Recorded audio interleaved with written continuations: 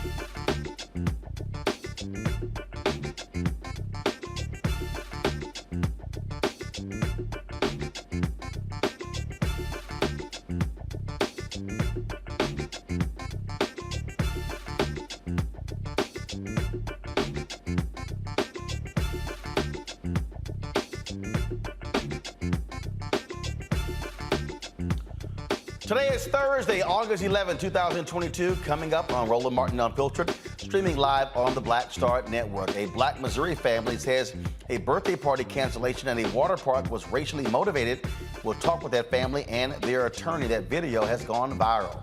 Speaking of viral, have y'all seen the video of the white woman who called the police on a black man standing outside his Seattle area home? If not, we'll show it to you and talk to that brother about what happened and what has taken place since. The Department of Justice has already asked a court to unseal the warrant the FBI received before searching the Florida estate of Donald Trump.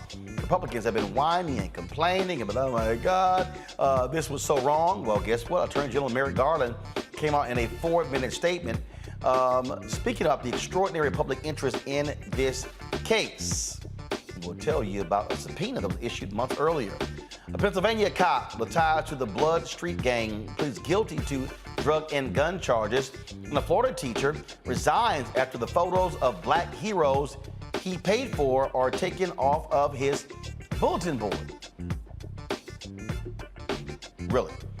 It's time to bring the funk on Roland Martin Unfiltered of the Black Star Network. Let's go. He's got it. Whatever the miss, he's on it. Whatever it is, he's got the scoop, the fact, the find. And when it breaks, he's right on time and it's rolling. Best believe he's knowing. Putting it down from sports to news to politics. With entertainment just for kicks, he's rolling. It's on go, roll, roll, y'all.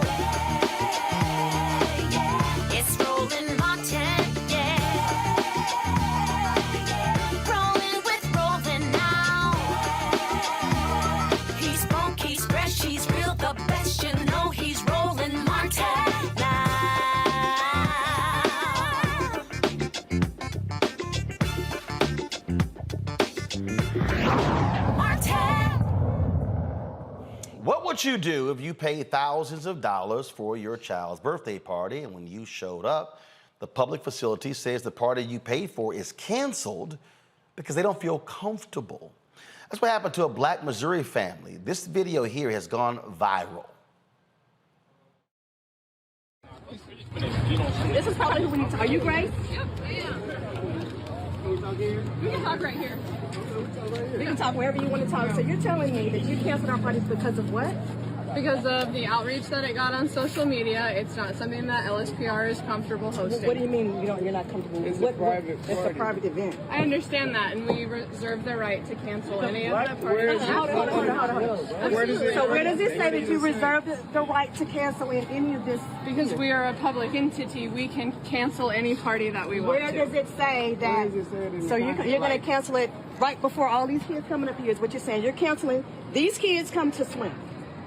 I mean, like, what is the problem? We have security coming. We put a whole lot of money into this. You talking and about? You're gonna get No. We have money back. outside of what we paid for you. We paid for security to come up here. We got the police. He's here for me. No. We have other police officers coming. No, not him. Hold on. Not him. Our security team is an organization. They contact Lease on the police and let them know that the event is happening. I've been here all day. Honestly, I don't know. Yeah, I mean, they contact me. I mean, it's. We had it's hurtful. Hey, you locked your doors, right? Cancel on a kid's birthday party, a private party, because of. You're not comfortable. Because you're not comfortable with what are you uncomfortable with? What are you uncomfortable with? The outreach. This seems racist. What outreach? It's giving racist. What makes you uncomfortable? What makes us uncomfortable about all of us? The number of people that this event has reached. The contract. The capacity 200, right? 250 people is what we paid for. 250 people is what we paid for. That's what it is. If it was a large group of white folks walking up, it wouldn't be a problem. 250 people is what we paid for. I mean, I know you don't know, but 250 people. I just want to know why we're uncomfortable. Why my 250 people can't come? Why are you uncomfortable with 250 kids coming? I mean, well, can we go process my money? It's going to take some minutes. No, I want money today. Oh, no.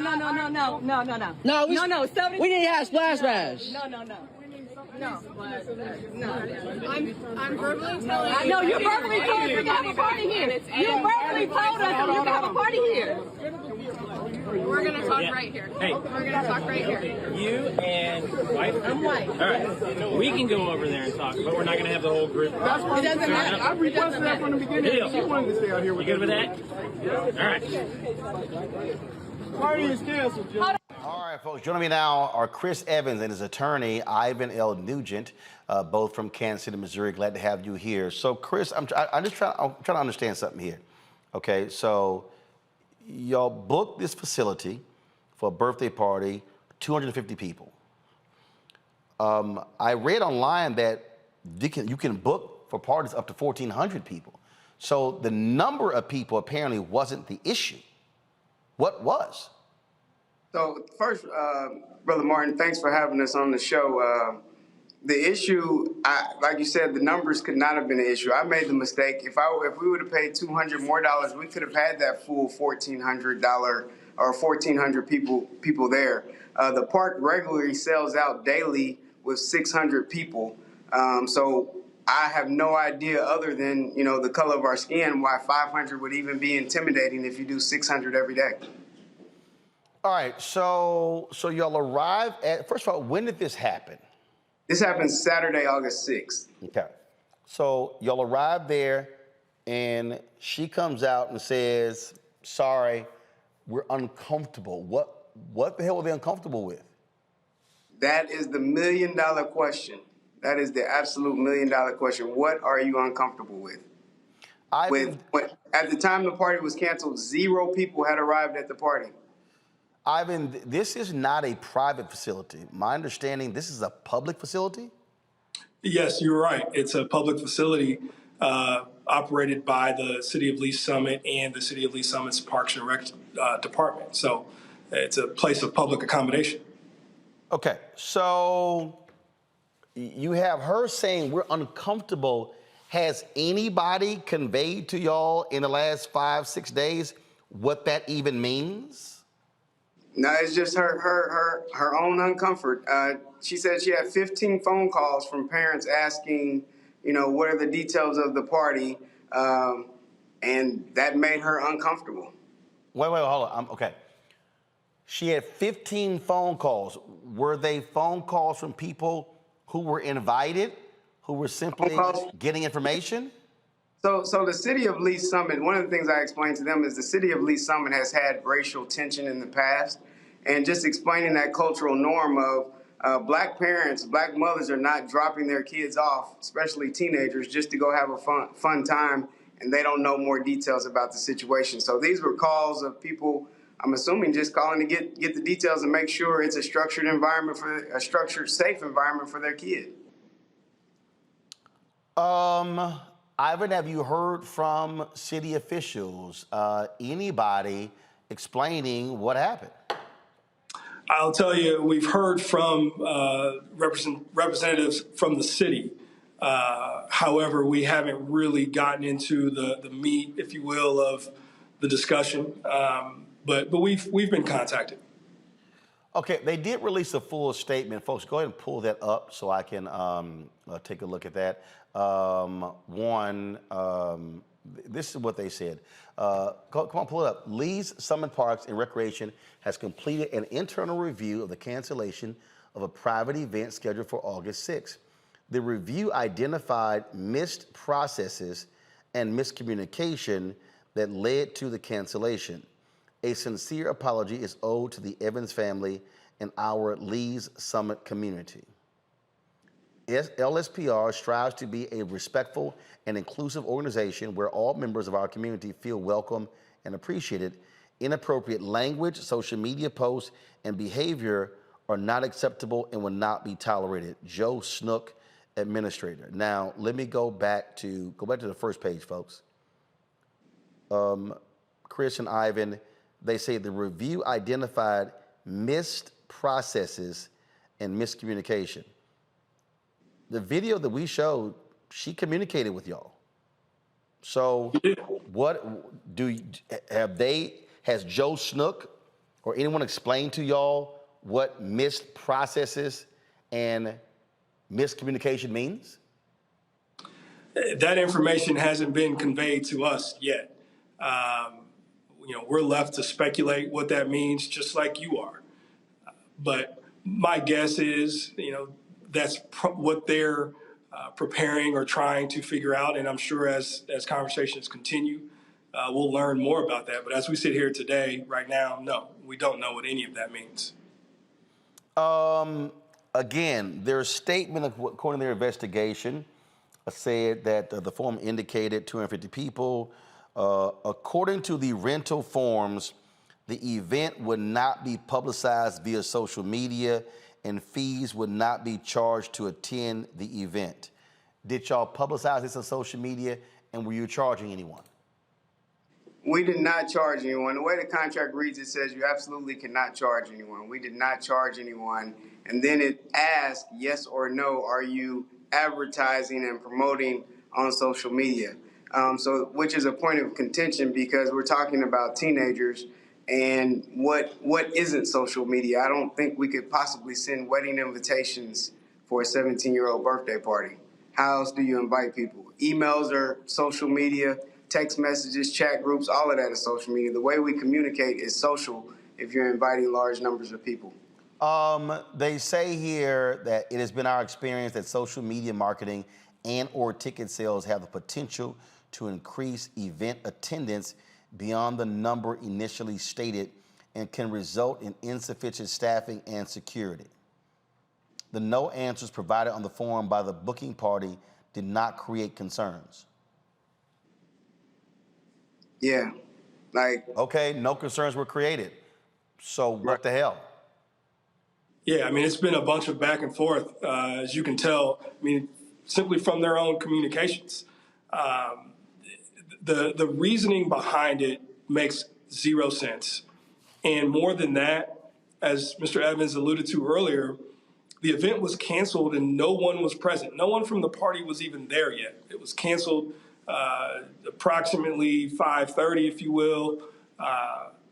there were no guests of this 17-year-old birthday party on site. So it's not like there were 400 people there and it was packed, unruly, and they were like, "Yo, sorry, no, we're shutting this down." No one was there. Like you just saw the video of when we arrived, and their statements and things you'll read. It'll say there were 500 people there, which is virtually impossible. There's video to prove it. But in the video that we just watched, there was maybe 20 kids, and she was she was adamantly stating that it's too many people. You watch the video, there's a quick pan of the 20 teenagers behind us, and it never reached the capacity of a 500. Mind you, the park is sold out on that day, so there's 600 people standing behind her inside. So there's no way that they counted us with 500 people. If someone was out there counting, the number should have been in the thousands, at least 1,000. If we had 500 and they had 600, impossible. Just throwing out numbers, making things up. They claim that 15 parents called. They tried to call y'all, and they made 2 phone calls, and no one could be reached. Yeah, they called our work number on a Saturday at about 5:13 p.m., and we have a 7:30 party, so I obviously was not at work. And apparently they say here that y'all said y'all paid for security. Yes. Then they say in their statement that their staff did not. Y'all paid for security, but they booked the security, and apparently their staff didn't book security. Their staff, we had no conversations about their staff booking security. Us taking our own precaution and wanting everyone to be safe, we hired an outside security firm because that's what you do when you have numbers of that magnitude and you want to make sure everybody's safe. I want to make sure my kids are safe. You have security at schools. You have security at airports. You have security at malls. What place doesn't have security? So we took it upon ourselves to book our own security, yes. They said their statement, staff and police stayed on site until the crowd dispersed at approximately 8 p.m. and Lease Summit police estimated 500 people between 7 p.m. and 7:30. It's not true. And more than that, only 250 could get in. Mr. Evans and his party didn't control the door. So it's as simple as someone standing at the entrance. And were those 250 people, their names were already on a list, so they walked up and said, "Here's my name," and they were let in, or was it the first 250 people show up? We did not have a list. So how would you? So if it was a max 250, how would you know you hit your limit? I mean, it's like anywhere else you go. If you're 251, you don't get in. You have a clicker. I mean, that's part of that $2,000 that you pay for a facility. If you have a limit, I mean, again, $200 more, we could have had up to 1,400 people.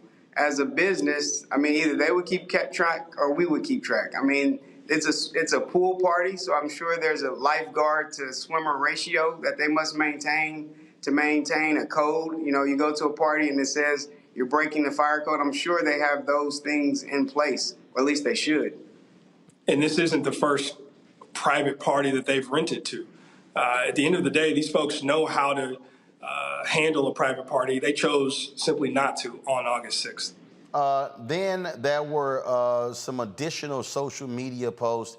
Folks, if y'all have that, apparently some of the lifeguards used very profane language with regards to this event being canceled.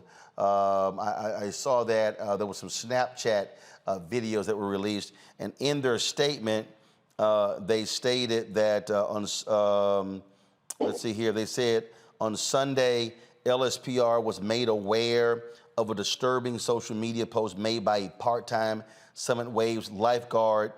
And then apparently the administrator called y'all to apologize for the inappropriate and insensitive language used by staff, including the social media post, and advised that appropriate actions will be taken with the staff. Did that happen? So do you have a copy of the picture that was posted? I'm going to pull up in just a second. Okay. I mean, the picture was disgusting. The words were disgusting. to the extent that we wouldn't want our kids to go there today when you have that type of culture. The young lady said she didn't give a single F that they were in trouble for the situation the night before. And she's in uniform, lifeguard, at the pool, saying that she doesn't give a single F. Like, you have to ask yourself, would a lifeguard save my kid if they were drowning? For those 15 parents that called, do you have people in place that would save my kid's life if they're drowning in a pool? Let's see here. I'm looking for that very, let's see, photos here. And like I say, we saw, here we go. I think I have the photo here. Let me go ahead and put this up on our screen here. Control room, you should now have it. This is the image here. This is her photo. This is what she looks like. And it says, "Good morning from Summit Waves. Apparently we are canceled and being dragged, but we don't give a single fuck." That's what. That's what my kids woke up to on Sunday morning after their birthday party had been canceled. Ivan, what's next? You know, we are obviously still waiting to have conversations, but in the meantime, my team is preparing and going through all of our options legally. We've been counseling Mr. Evans and his family on that. We are prepared, but at the same time, we would enjoy a conversation. But we are ready. So this took place on Saturday, and so far, y'all have not had a meeting at all with the city or with this water park? Mr. Evans has had a phone conversation with Mr. Snook. That happened, I believe, on Monday, in particular, working through refunds. But in terms of, you know, representatives being in the room and sitting down and trying to get some understanding and hash things out, that meaningful conversation has not happened. And I take it, according to their statement, you've already been refunded all of your money. Yes, I have been refunded. I was not refunded that day. I was refunded the following Tuesday. So didn't get to party on Saturday, got my money on Tuesday. And you plan to throw another party somewhere else? We'll figure something out. All right, gentlemen, we certainly appreciate you joining us here on Roland Martin Unfiltered. Keep us abreast of what happens next. You know, if we could just make one final comment, it would be, you know, there are threats of violence being exchanged. Mr. Evans and his family have received those threats. We understand that the Summit Waves employees has as well. We've put out a statement. We don't condone any violence towards anyone. We'd ask that anyone that is engaged in that, please stop. That's not the goal here. We are moving towards unity and peace. All right. Gentlemen, thanks a lot. I appreciate it. Thank you. All right, thank you. I'm going to bring up our panel right now. Joining us right now is Erica Savage. Of course, she joins us. Erica is with the Refrain Brain, Reese Colbert, founder of Black Women Views, and Dr. Greg Carr, Department of Afro-American Studies at Howard University. So here we had Sesame Place, we had Lego. I mean, it's like on and on and on. I mean, the reality, Reese, of being black in America. And when you hear, oh, we're uncomfortable. Really? You're uncomfortable. You uncomfortable with all of these extra arrangements I made, pay my money, but you see a bunch of black faces and now you want to cut the fuck up. This is just another situation of Karens being Karen, and now they're trying to backtrack and have a pretext and saying, well, we had these calls and this, that, and the other. Who gives a damn? If you're open on any kind of day, you're going to get calls asking a variety of questions. 15 calls, as they claim, is not a massive amount of calls. And as far as there being a flyer, I mean, you know, I can go on Canva right now and create a flyer and call it whatever the hell. You know, black people, we like to put little extras on it. We like to have a little snazzy, jazzy, little sauce on our invitation. So that does not make it something that is advertising. So I just think they're full of shit, and I'm just really sick of black people, trying to do the right thing. That could have just easily said, "Hey, everybody, meet me down at the water park. Pay your own way, and we gonna all turn up." But they actually made the extra arrangements, and it still wasn't good enough. So these people wouldn't be seeing a dime from me. And as far as that lifeguard, her ass need to be fired, or him. Who I couldn't tell what person it was, but that motherfucker needs to be fired ASAP because next thing you know, somebody's child is dead or has brain damage or whatever the fuck because she doesn't like black people and ain't nobody got time for that. Just watching this, and you're seeing the ridiculous answer, Greg, is just laughable. It is. And I agree with Reese. I mean, tonight's word, maybe the word in our lives, will probably be impunity. These white people acting with impunity. Of course, here we are, the 11th of August, 2022. This is, can you believe it's been 5 years? This is the 5th anniversary of Charlottesville. Unite the right. Jews will not replace us. You will not replace us. You're getting replaced, baby. That fear of critical mass writ large is the white replacement theory in an individual's body. I embrace that woman. I embrace her fully. Why? Because I want her to say it with her bird chest. And while her brother was standing there, she said to him the words that we should really focus on. He's here for me. Understand, this is the place that we were drugged here in chains, and nothing has changed. Lee's Summit. The reason it's named Lee's Summit, 1868, they changed the name of that little squalor town to Lee's Summit. Now, some people say it's for Dr. Pleasant Lee, who was a rich guy who lived in the neighborhood, but there's an equally strong claim that it was named for Robert E. Lee. That's a known racist town. You heard the brother at the beginning, Mr. Evans, allude to that. So when finally you asked what's going to do next, and Brother Ivan said, we're calling for peace and unity, bruh, wake up! There is no unity. These people have been turned loose in a country where, from the federal government to private industry to everybody screaming about diversity, equity, and inclusion, they have told you it's okay to show your entire ass. It's time for civility is over. Because guess what? If and when you sue them, it's a public facility. How ironic is it that you're going to have to pay out your own pocket yourself for being discriminated against? You got to break their backs differently at this point. The word today is impunity. They are acting with impunity because we haven't stopped them yet.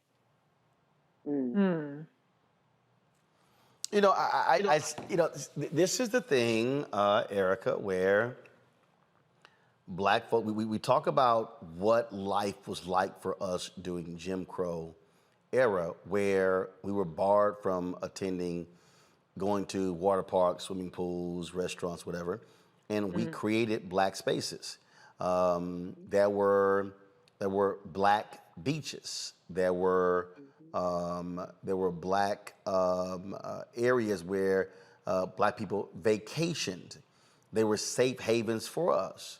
And this is just a perfect example of you can have, your money can be green, you can meet all the requirements, but they will still decide, we don't want your Black ass there.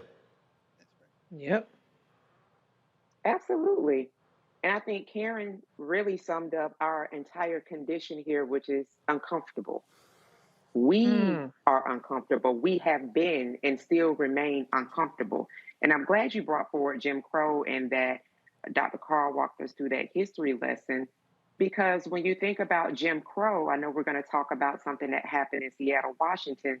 One of the last things the brother talked about was that leaving the Southwest to escape some of the racial aggression he faced. Well, Jim Crow had a wife, Jane, and they had children and grandchildren, and they traveled these United States, and they actually travel globally as well. There is a white nationalist global campaign that is very active, that is very aggressive to this day. And so bringing it back to all of the spaces that we have had to create with the end of the summer coming, I hope that girl is not only fired, but not allowed to return, because I grew up in the pool.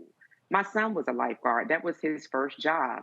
And one of the things that lifeguards have to be attentive to is they have to be so attentive to all of the activity that's happening in the pool, even amongst the heat, making sure that everybody, whether they're sitting in the pool, playing in the pool, even people who are watching other people, they have to be on guard for all the activity that's happening. For someone who's taken lessons from the Karen that was talked about being uncomfortable, they will dance to our music all day long. They're not our friends, everybody. You see that this is happening at a young age. That's a girl, she's probably going to school, high school, middle school or high school. So I just want people to really, really understand that these are people who are charged, even at this level, with life, and that's including Black life, to make sure that we are always on guard and to make sure that we are actually expending our monies to places that actually respect us. Absolutely crazy. Folks, speaking of crazy, wait till you hear from our next guest. I mean, it was a brother just moving to a crib, and all of a sudden a white woman said, show me your papers. Oh. As if we're in racist South Africa apartheid. We'll discuss that next right here on Roland Martin Unfiltered. Folks, if you're watching on YouTube, Facebook, hit that like button, that share button. A bunch of y'all are watching right now. Come on, we should easily be at 1,000 likes by now. So let's get that done. Also, we want you to support us in what we do. Download the Black Star Network app. If you're on YouTube right now, you can still download that app. Apple phone, Android phone, Apple TV, Android TV, Roku, Amazon Fire TV, Xbox One, Samsung Smart TV. And of course, we want you to support us. Our goal, we need 2,000 of our fans this month joining our Bring the Funk fan club. $50 each gets us to $100,000. If you can't give that, you give less. We understand. That's not a problem. We appreciate every dollar. If you can give more, that'd be wonderful as well. So, folks, again, we're behind with our giving. Again, your resources allow us to be able to not only do this show, but remember, this isn't just this one show on the Black Star Network. You got this 2-hour-a-day show, Faraji Muhammad's 2-hour-a-day show. You got weekly shows from Deborah Owens dealing with finance. You've got Jackie Hood Martin dealing with wellness and balanced living. You've got Stephanie Humphrey dealing with technology and dealing with entrepreneurship. You've got Greg Carr dealing with the issue of culture and history. You've got Rolling with Roland. Of course, our Michael Ealy interview, we just dropped, that's dropping as well. Folks, you're getting all of that for free. We don't charge a subscription. We do ask you to support us in what we do. It's a whole bunch of stuff we pay for. Y'all paying for Netflix and Hulu and a bunch of other stuff, but trust me, nobody is giving you the kind of content that we're giving you every single day. Nobody. Yes, Black News Channel shut down. Byron Allen bought them, but I can guarantee you we have more daily content, Black News content than anybody else in America, period. Not even a conversation. Check our money orders. Go to P.O. Box 57196, Washington, D.C., 20037-0196. Cash App is $RM Unfiltered. PayPal is R Martin Unfiltered. Venmo is RM Unfiltered. Zelle is Roland at RolandSMartin.com. Roland at RolandMartinUnfiltered.com. We'll be right back.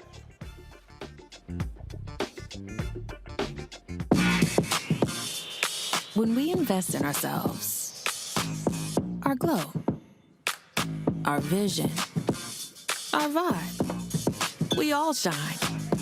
Together, we are Black beyond measure. On the next Get Wealthy with me, Deborah Owens, America's Wealth Coach, you see the headlines.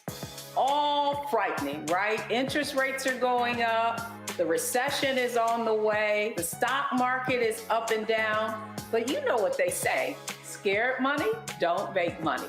That's why I'm excited on our next Get Wealthy to have a conversation with someone who has written a new book, Fearless Finances, and she's going to share exactly what you need to do to secure your bag regardless of the ups and downs of the economy or the stock market. Oftentimes you can start with as little as $5. That's right here, only on Get Wealthy on Black Star Network. When we invest in ourselves, we all shine. Together, we are Black beyond measure. Next on the Black Table with me, Greg Carr. Succession. We're hearing that word pop up a lot these days as our country continues to fracture and divide. But did you know that that idea, essentially a breaking up of the USA, has been part of the public debate since long before and long after the Civil War, right up to today? On our next show, you'll meet Richard Crichton, the author of this book, who says breaking up this great experiment called America might not be such a bad thing. That's on the next Black Table, right here on the Black Star Network. Hi, I'm El DeBarge. Hey, yo, Peace World. What's going on? It's the Love King of R&B, Raheem Devon, and you're watching Roland Martin, Unfiltered.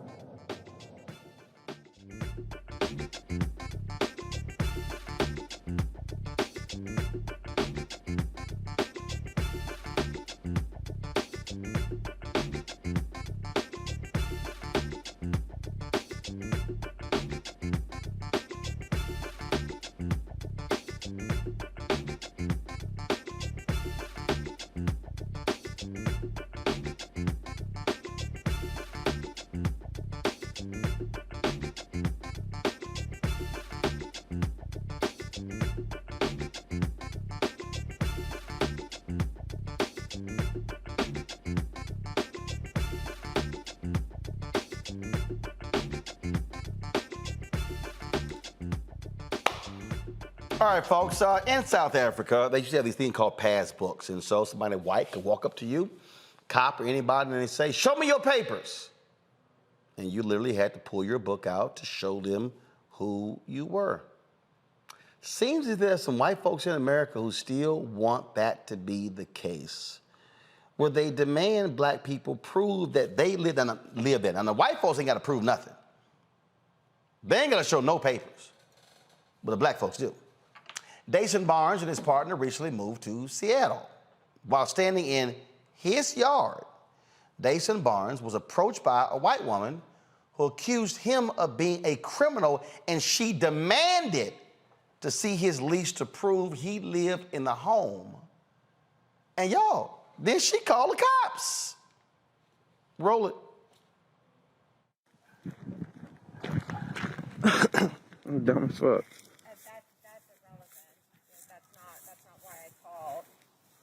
Where your husband at? Babe, don't interact with her. If you guys have a lease, I'd just like to see the lease. No, ma'am. You have no business For in real. personal documents. At all. They're like in their 30s. Yes. It's just a medium weight. They're The fuck we got to steal something for? Babe, what's that? do not What do we need? interact with her. Get your... Okay, it looks like there's been a misunderstanding.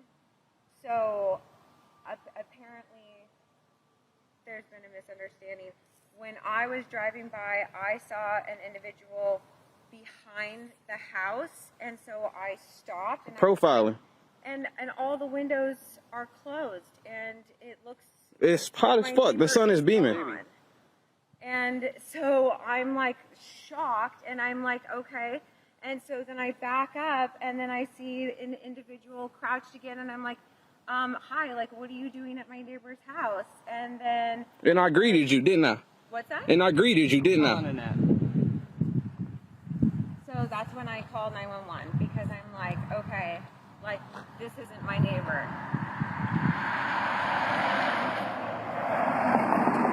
He said that he has a lease, and now he's got his phone and he's recording me, so, okay. Yeah, cops are here. No. No, and the cops are here. You did all this for somebody that lives here and pays rent here. Yeah. Grown ass motherfucking man. Okay. You driving your car down the street. What's up?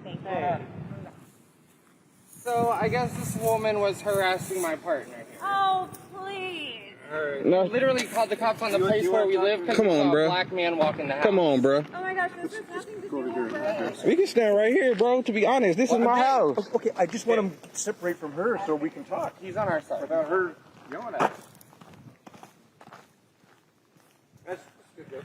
Okay, so what's going on? I guess she doesn't believe that we live here. We moved here 3 weeks ago. About 3 weeks ago. Annette Williamson and Randy Williamson are the property owners. Okay. We have a lease. Okay. All right. It's a really weird issue to have. I was standing behind my house, right here. She pulls up, she stops. Okay. What do you mean? I wave, and she pulled off. I heard her car still humming right here. She got a fucking Hemi in that bitch. I heard her car still humming, so I went inside, and I came outside. And she asked me what I was doing here. I said, I live here. I walked back outside because I peeped through the window and I seen her right here. So I walked back outside and I asked her, did she need something? And she said, yes, I do. What are you doing behind my neighbor's house? I said, I live here. These neighbors? I don't know whoever she talking about. She said whoever live here got 2 kids and they don't. We live here. All right. Excuse me. You guys all moved in or just starting to move in? All our stuff's in the garage. Some of it's in the house. Okay. But I have landlord's number, lease. Neither one of you have your ID on you, just so I can write your name down. For what, though? Huh? For what, though? So I know who I contacted. I don't care which one of you. Which one of you.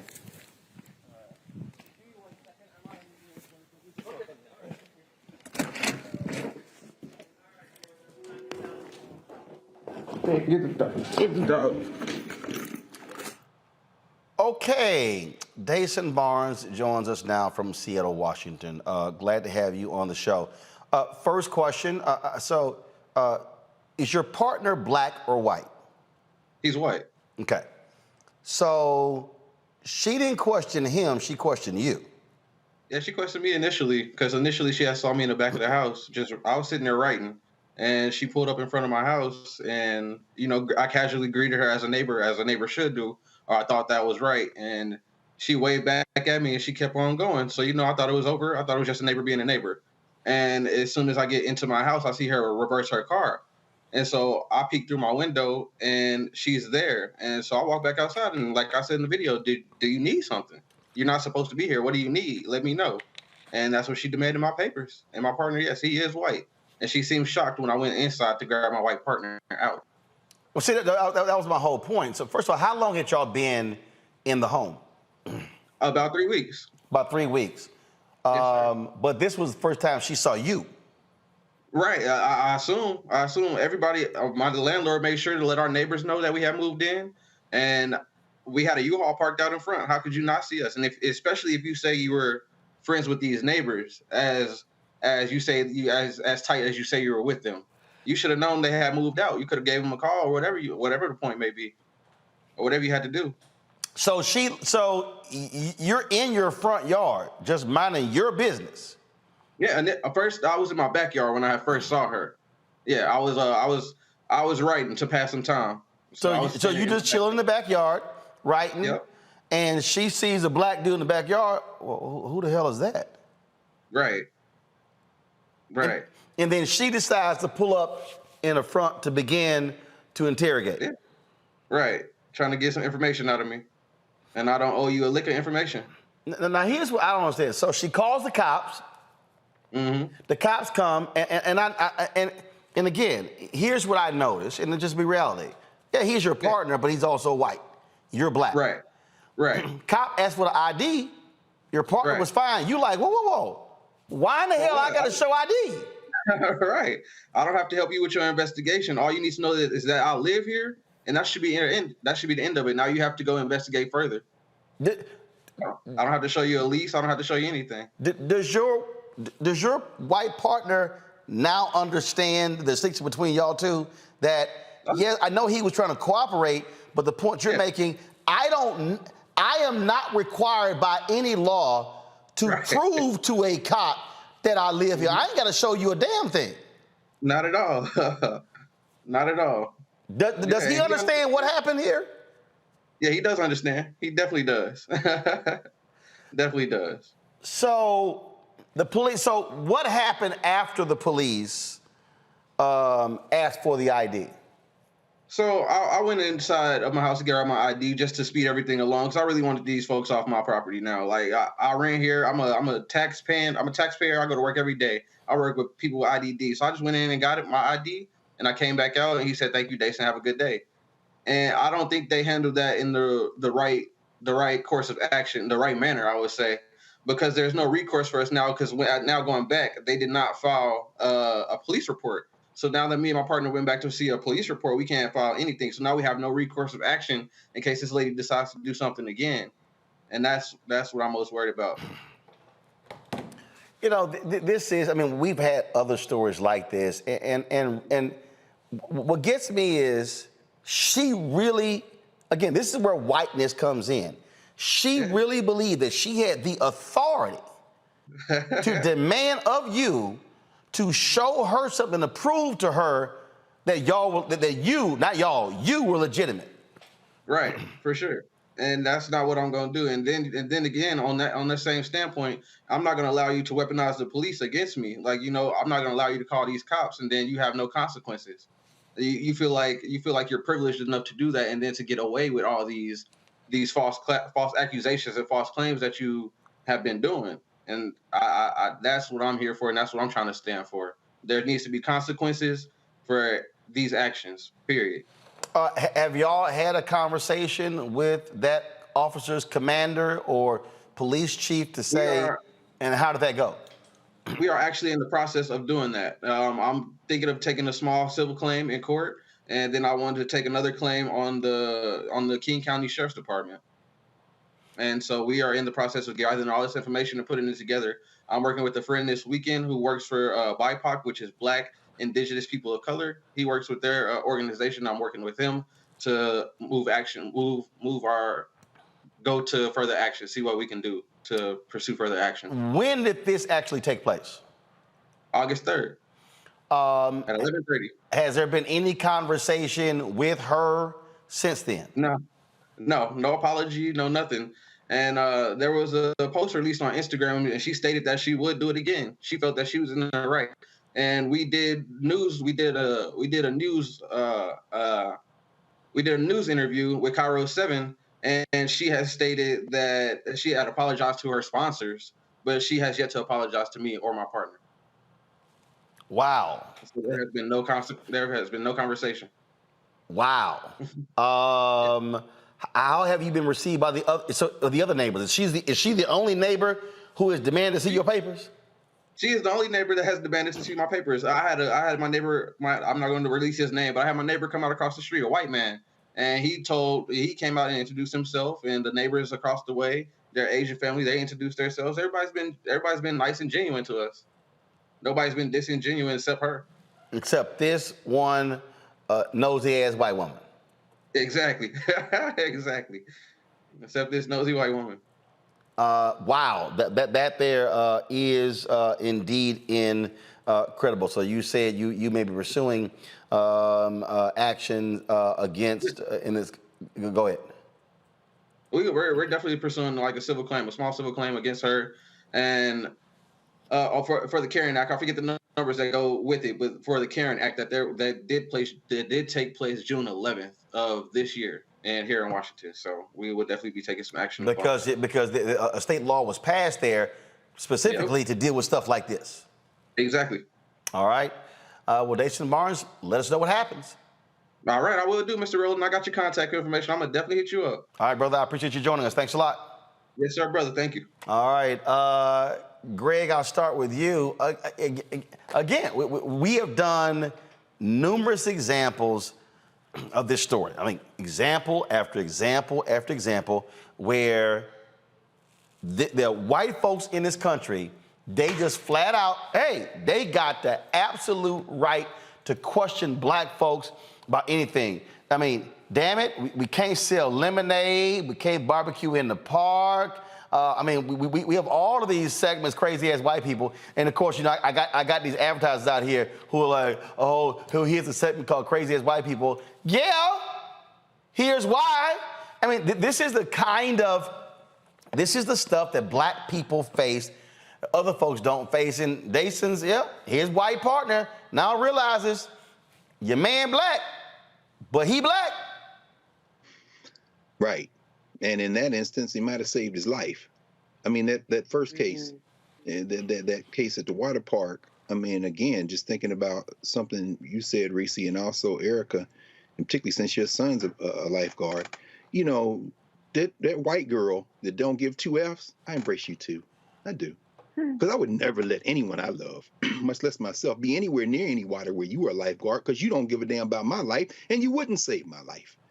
And so one of the things that ties these two stories together, again, tonight, the word impunity, is they act with impunity. And just like that punk ass cop had his thumbs in his vests out there in Missouri and said, I've been here all day. Honestly, I don't know. And then move black bodies around. Now, all y'all not coming over here, but you can talk over here. These two sheriffs pull up, punk ass cops, and they decide that, who are they there for? They're there for her. You come walking your ass up in the driveway asking to see, or you're moving boxes in. The only reason he was talking even halfway that civilly is because the brother's white beard is standing there. If it had been two black men standing there, it might have been, as they started raising their voice, because I don't know whether it was his white partner or the white cop, when he was talking, said, hey, come on. In other words, hey, you don't need to talk to him like that. If it was his white partner, in terms of the white cop, it may mean you don't need to talk to me like that. Meaning what? Impunity. You people are illegal. Blacks, there's nothing you can do to ever be legal in my worldview. And of course, two cop cars pull up. And yeah, that Karen Act, I think it was Senate Bill 5135 back in February, they introduced it. It passed the Senate, passed the House, and in Washington signed into law that Karen and Ken law. I prefer to call these white women Miss Anns. Let's just take it right back to the plantation. The whole idea is that they can go to civil court and win $250. That ain't no money. And guess what? If they pay, he say, I'm a taxpayer, you suing yourself because the settlement coming out of your taxes. Now, punitive, finally I'll end with this. What can we do? The first thing, these young people have particularly gotten it right. The minute these white people show up, roll that beautiful beam footage, start taping, live stream if you can.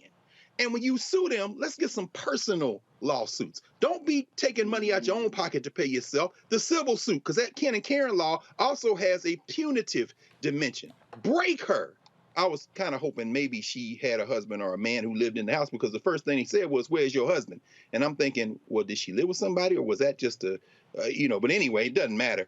Sue the shit out of her, leave her naked outdoors with nowhere to go, and maybe she moved to a state like the place I was born, Tennessee, that just passed a law to criminalize homelessness. Maybe her ass can go to jail for being alive, which is basically what we've been doing since they brought us here. I mean, this, Erica, is precisely why I dropped white fear. This is, again, how the Brown of America is making white folks lose their mind. And that's what it is. Basically, their example after example, how dare you live here? No, I think you're a criminal. Show me your papers. I mean, we've seen numerous examples of this, and this is the kind of stuff, absolutely. So what do these white women do? They call the cops. Well, hell, we already know what happens when cops roll up. That was another, remember the video we showed where the brother, and matter of fact, I think his roommate was white. The brother was just cleaning up. He was picking up trash in the front yard. Man, the cops rolled up. That brother could have got shot. That's right. Because somebody dared, he don't live here. He looks suspicious. And he was picking up trash in his own front yard. It's rinse and repeat, Roland.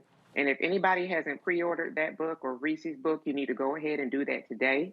I've done both. But rinse and repeat. And then here's the other piece, and this goes to the story that we just covered a few moments ago. Now we have to also tie this to the health implications for Black people. So it's not only that, and these are not microaggressions, these are acts of intentional harm that have the capacity to be lethal. So now we're talking about poor health outcomes for Black people. We're talking about increased propensity to depression, anxiety. Now we're talking about stress that's been induced. Now we're also talking about enter heart disease, enter type 2 diabetes, and then you also enter coma, et cetera, et cetera, et cetera. Now you're taking years off of Black life, and it starts very early because of the audacity of the Carol Bryant type that continues to exist in these worlds. So these are things that, like you said, Dr. Carr said a moment ago, take your cameras out. Make sure that you continue to light these people up, because the other part of the audacity is that she said that she would do it again. She said that she would do it again. That is a captured comment that he mentioned on social media. She said that she would do it again. And Reese has talked about this in commentary previously. Sue them, become more litigious. Dr. Carr just laid out, not only with the Ken and the Karen Act, but to go after their personal property. Everybody should have that kind of insurance coverage, but go after them. Make them remember it. Make them think about it. And then maybe they will think twice before they cause intentional harm to a Black body. To that particular point there, Reese, that is a great point that Erica makes, because this is the stress that Black people have to endure. And I often say, white folks, it must feel great to be able to roll through life and you're not sitting here worried about someone saying something stupid. You're not worried about going to Bible study at a Black church and somebody white rolling in and blowing you away.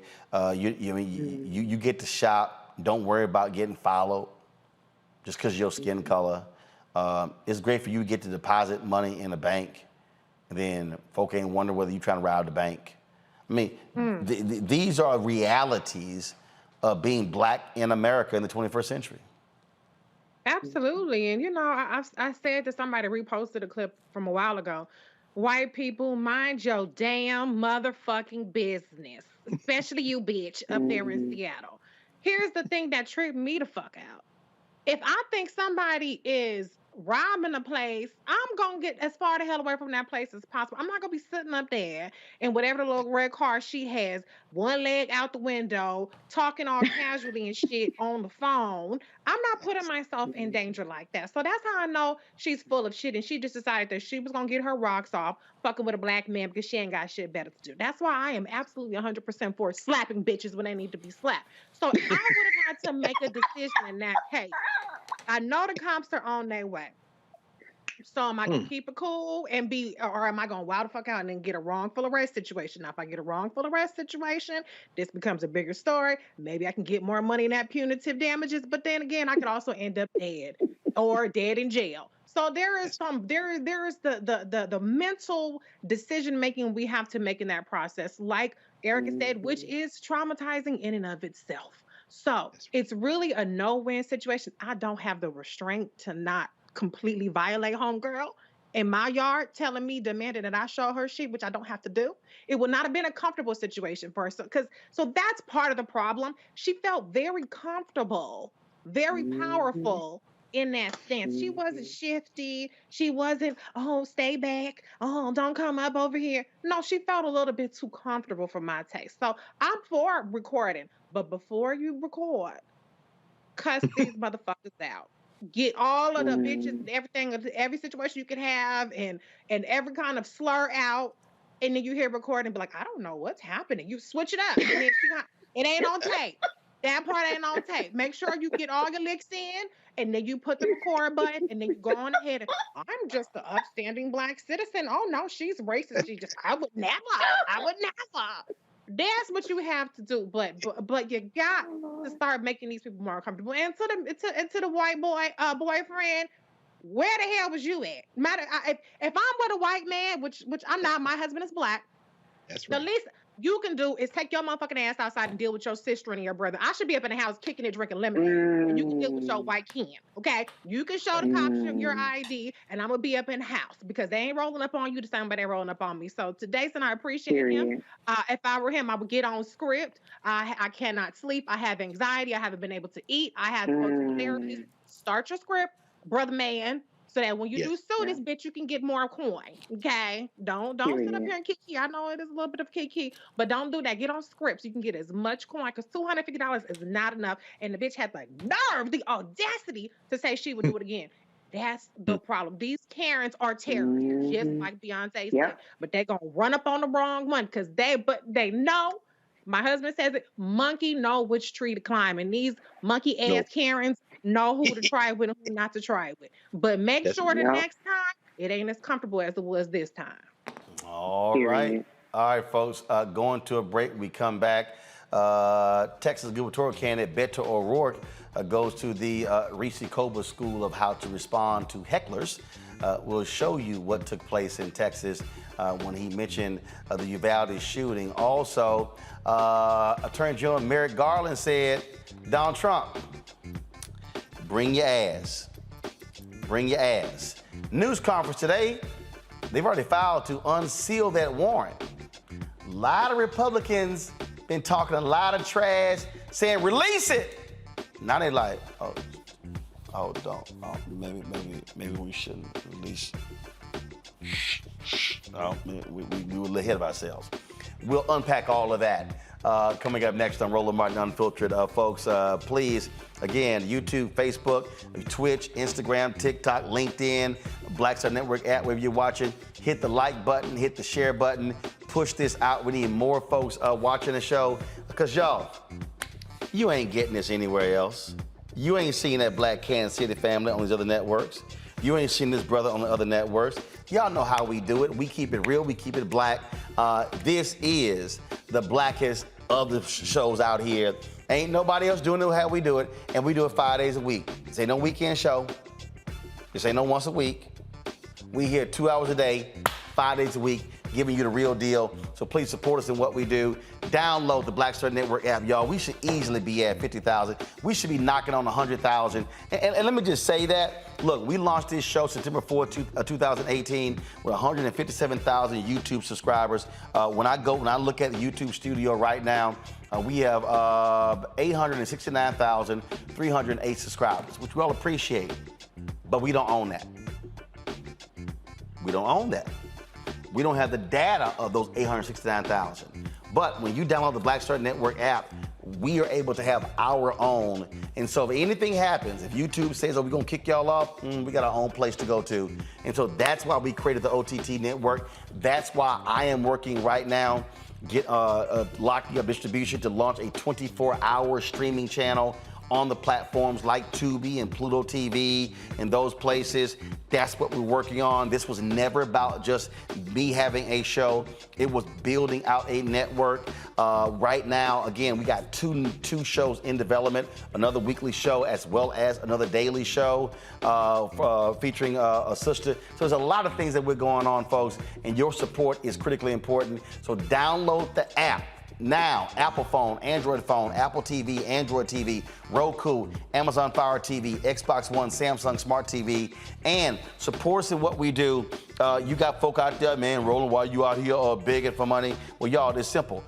Yes, we appreciate the sponsors that have stepped up. We appreciate General Motors for their 8-week ad buy. We appreciate Target for their 8-week ad buy. We appreciate Coca-Cola. We appreciate Patrol Grooming. We appreciate the folks. But the reality is, it's a whole bunch of advertising agencies out here that have announced they're going to be spending X percentage with Black-owned media, and that money hasn't come flowing our way, even though we got the metrics to prove what we're doing. And so your support absolutely matters. Your support allows for us to keep building these shows, to keep launching these shows. And so again, send a check and money order to P.O. Box 57196, Washington, D.C. 20037-0196. The Cash App is $RM Unfiltered. The PayPal is R Martin Unfiltered. The Venmo is RM Unfiltered. Zelle is Roland at RolandSMartin.com. Roland at RolandMartinUnfiltered.com. To hit 2,000 people this month, we need 66 a day. And again, folks, we're not hitting that yet. So trust me, whatever you can give, we greatly appreciate it, because we are about building something that we own, we control, and we control the narrative. Today, just giving y'all an update, I literally flew this morning. To Kansas City. I met with the folks. They're building out our new Robomobile. It's a Black-owned company. They're the only Black upfitter in the country, the only female-owned upfitter in the country. My girl Windsor Barbie out of Dallas, my home girl. And so I sat with them, went over the plans. I literally flew up this morning, had the meeting, flew back in time for the show. And so that's happening as well. So what I want you to understand, that when you are supporting us, we are supporting other Black-owned businesses. And so we are circulating the black dollar every single day. So that's what I want you to understand. So please support us. If you give during the show, I'll give you a shout out. I'll do that on the next break, the folks who actually given in the previous 2 breaks. We'll be right back on Roland Martin Unfiltered, talking about Trump pissing off the DOJ and the FBI. Let's see what they do next. Back in a moment. When we invest in ourselves, we're investing in what's next for all of us. Growing, creating, making moves that move us all forward. Together, we are Black beyond measure. On the next A Balanced Life with me, Dr. Jackie, getting back to normal. Is there such a thing? We're about to send our kids back to school when we literally have more questions than there are answers. What does it mean to have a normalcy? How will our kids respond to it? And how are we going to assist them? What can you do to help your kids feel some sense of emotional stability as they go back into the classroom? Here on A Balanced Life on the Black Star Network. When we invest in ourselves, our glow, our vision, our vibe, we all shine. Together, we are Black beyond measure. We're all impacted by the culture, whether we know it or not. From politics to music and entertainment, it's a huge part of our lives, and we're going to talk about it every day right here on The Culture with me, Faraji Muhammad, only on the Black Star Network. Hi, I'm Vivian Green. Hey everybody, this is your man Fred Hammond, and you're watching Roland Martin, my man, Unfiltered.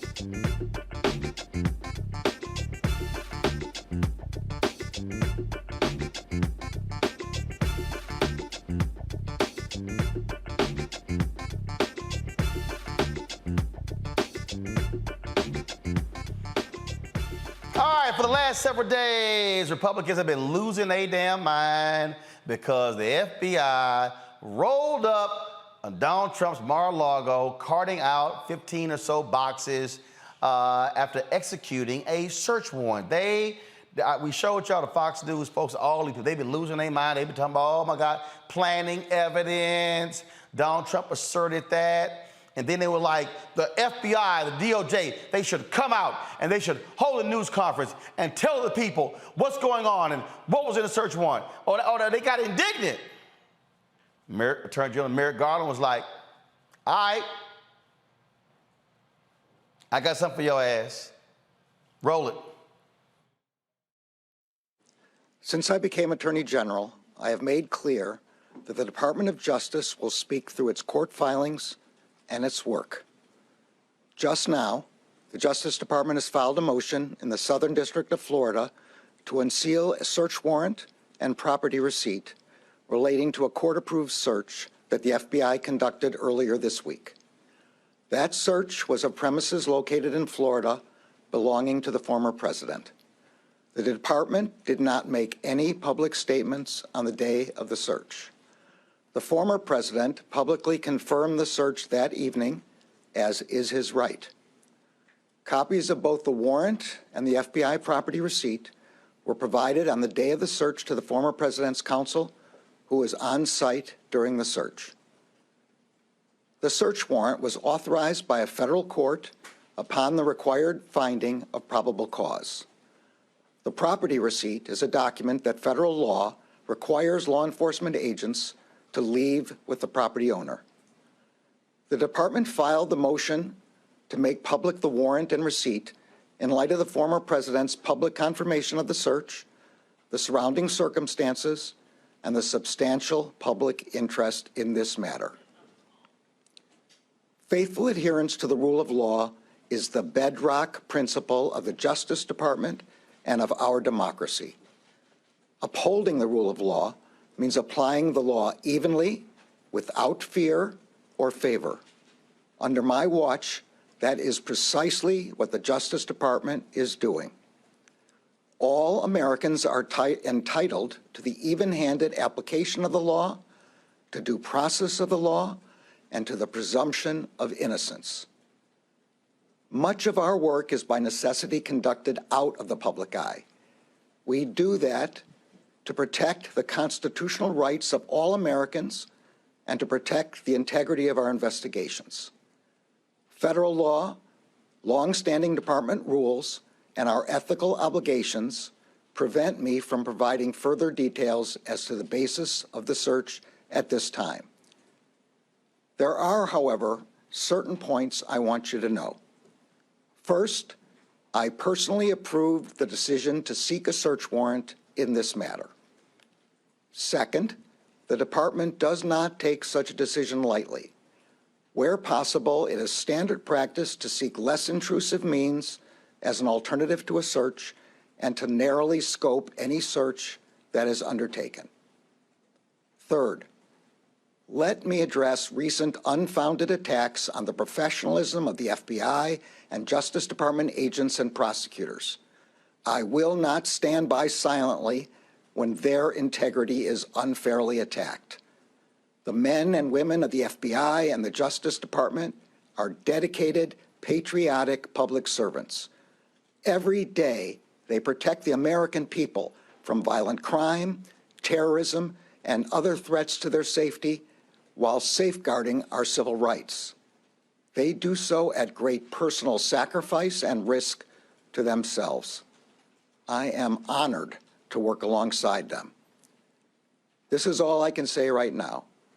More information will be made available in the appropriate way and at the appropriate time. So what was interesting here, they made it perfectly clear that they were going to go to court to unseal this particular warrant. Now, it's been interesting watching all the responses. Now remember, these are the same Republicans who were demanding, yelling, and screaming that Democrats pass a bill to protect the families of Supreme Court Justice Kavanaugh.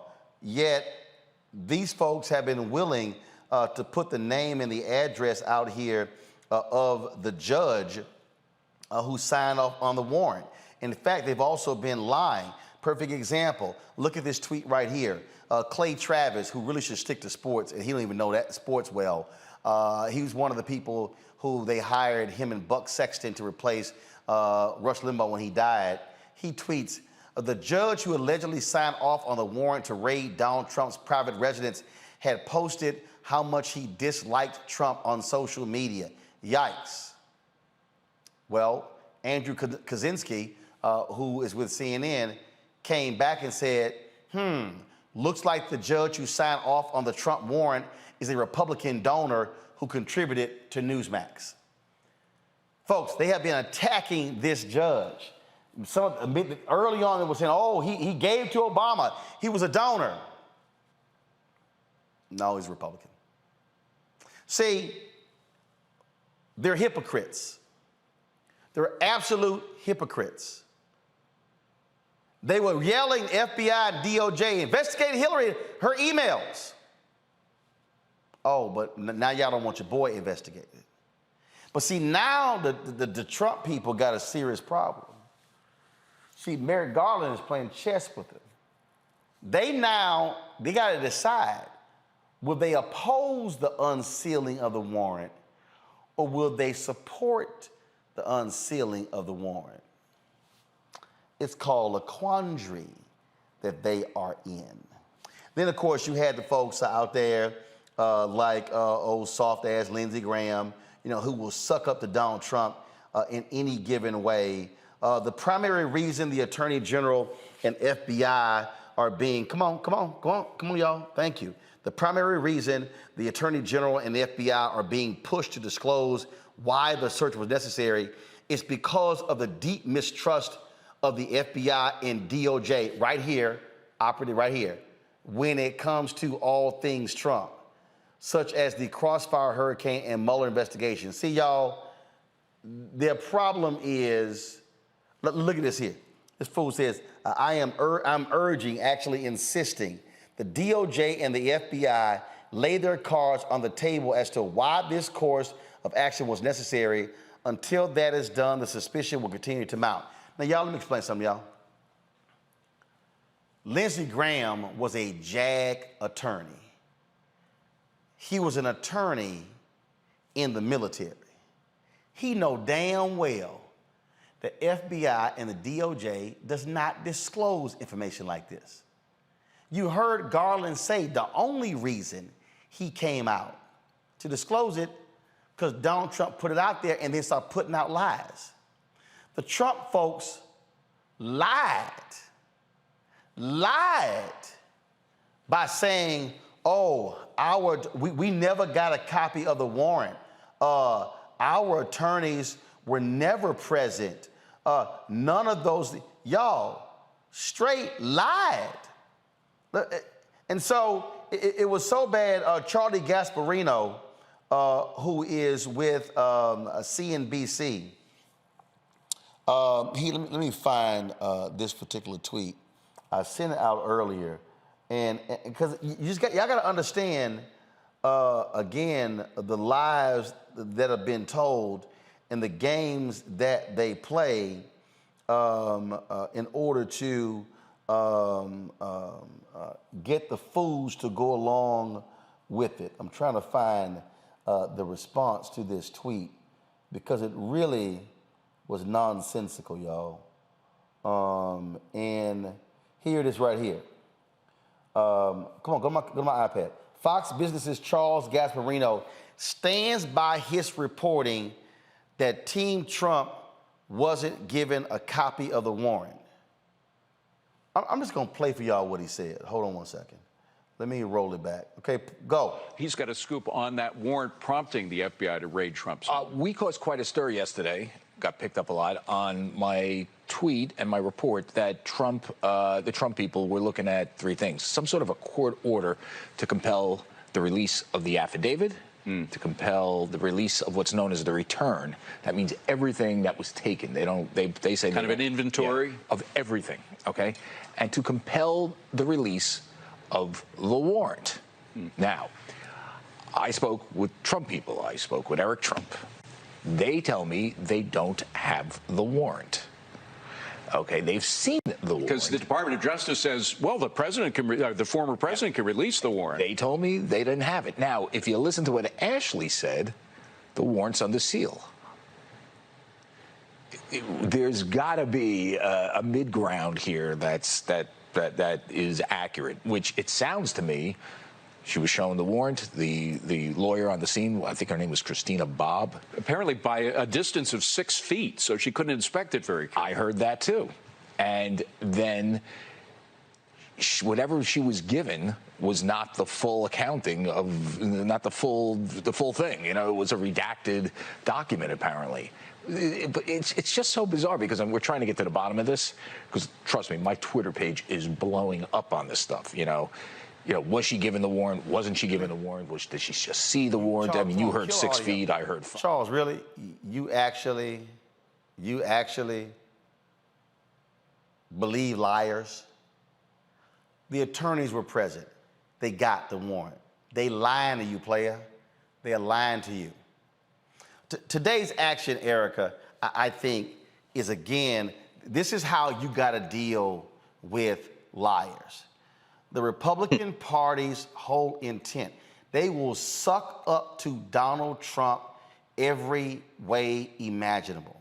They do not care about breaking the law. And this is the same fool who actually made it a felony to keep classified documents because he was pissed at Hillary Clinton. Oh, now they're using it against you.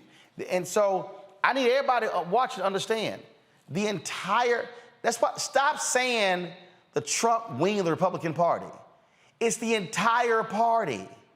These people will do anything to protect this man because they want power.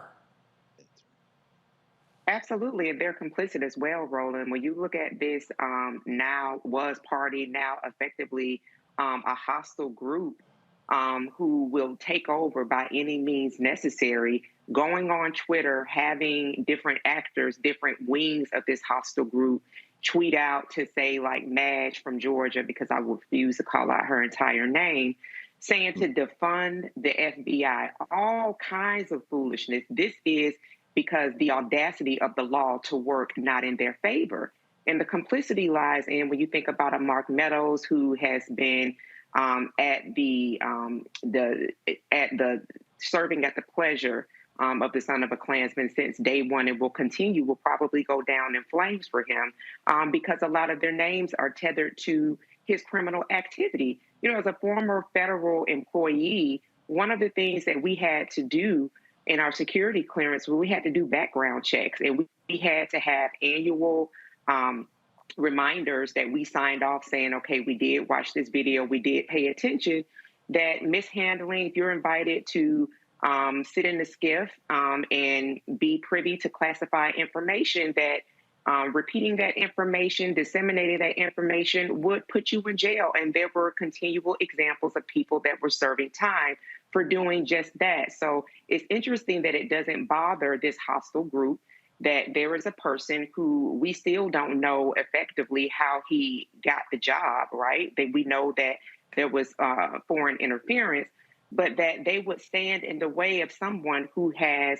and took classified information to his private residence that also serves as a golf course. So there are civilians and people that are connected to government that do have access to this information. That should terrify the hell out of anybody that's paying attention or has the ability to read. So honestly, looking at these people who sit in the Senate, like a Lindsey Graham, who just yesterday said that he was not going to show up when he was called to offer testimony to a special grand jury down in Atlanta, they pretty much apply the law and they follow the law when it suits them. So these are the type of things, these are the type of actions that should have people very much so motivated to make sure that they engage in the vote, especially in 2022 and moving forward in elections that we have in the future.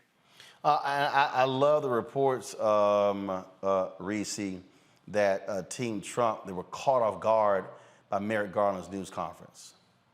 And basically he was like, okay, mess around and find out.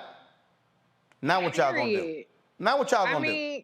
If you wanted to smoke, Merrick Garland brought the whole fire.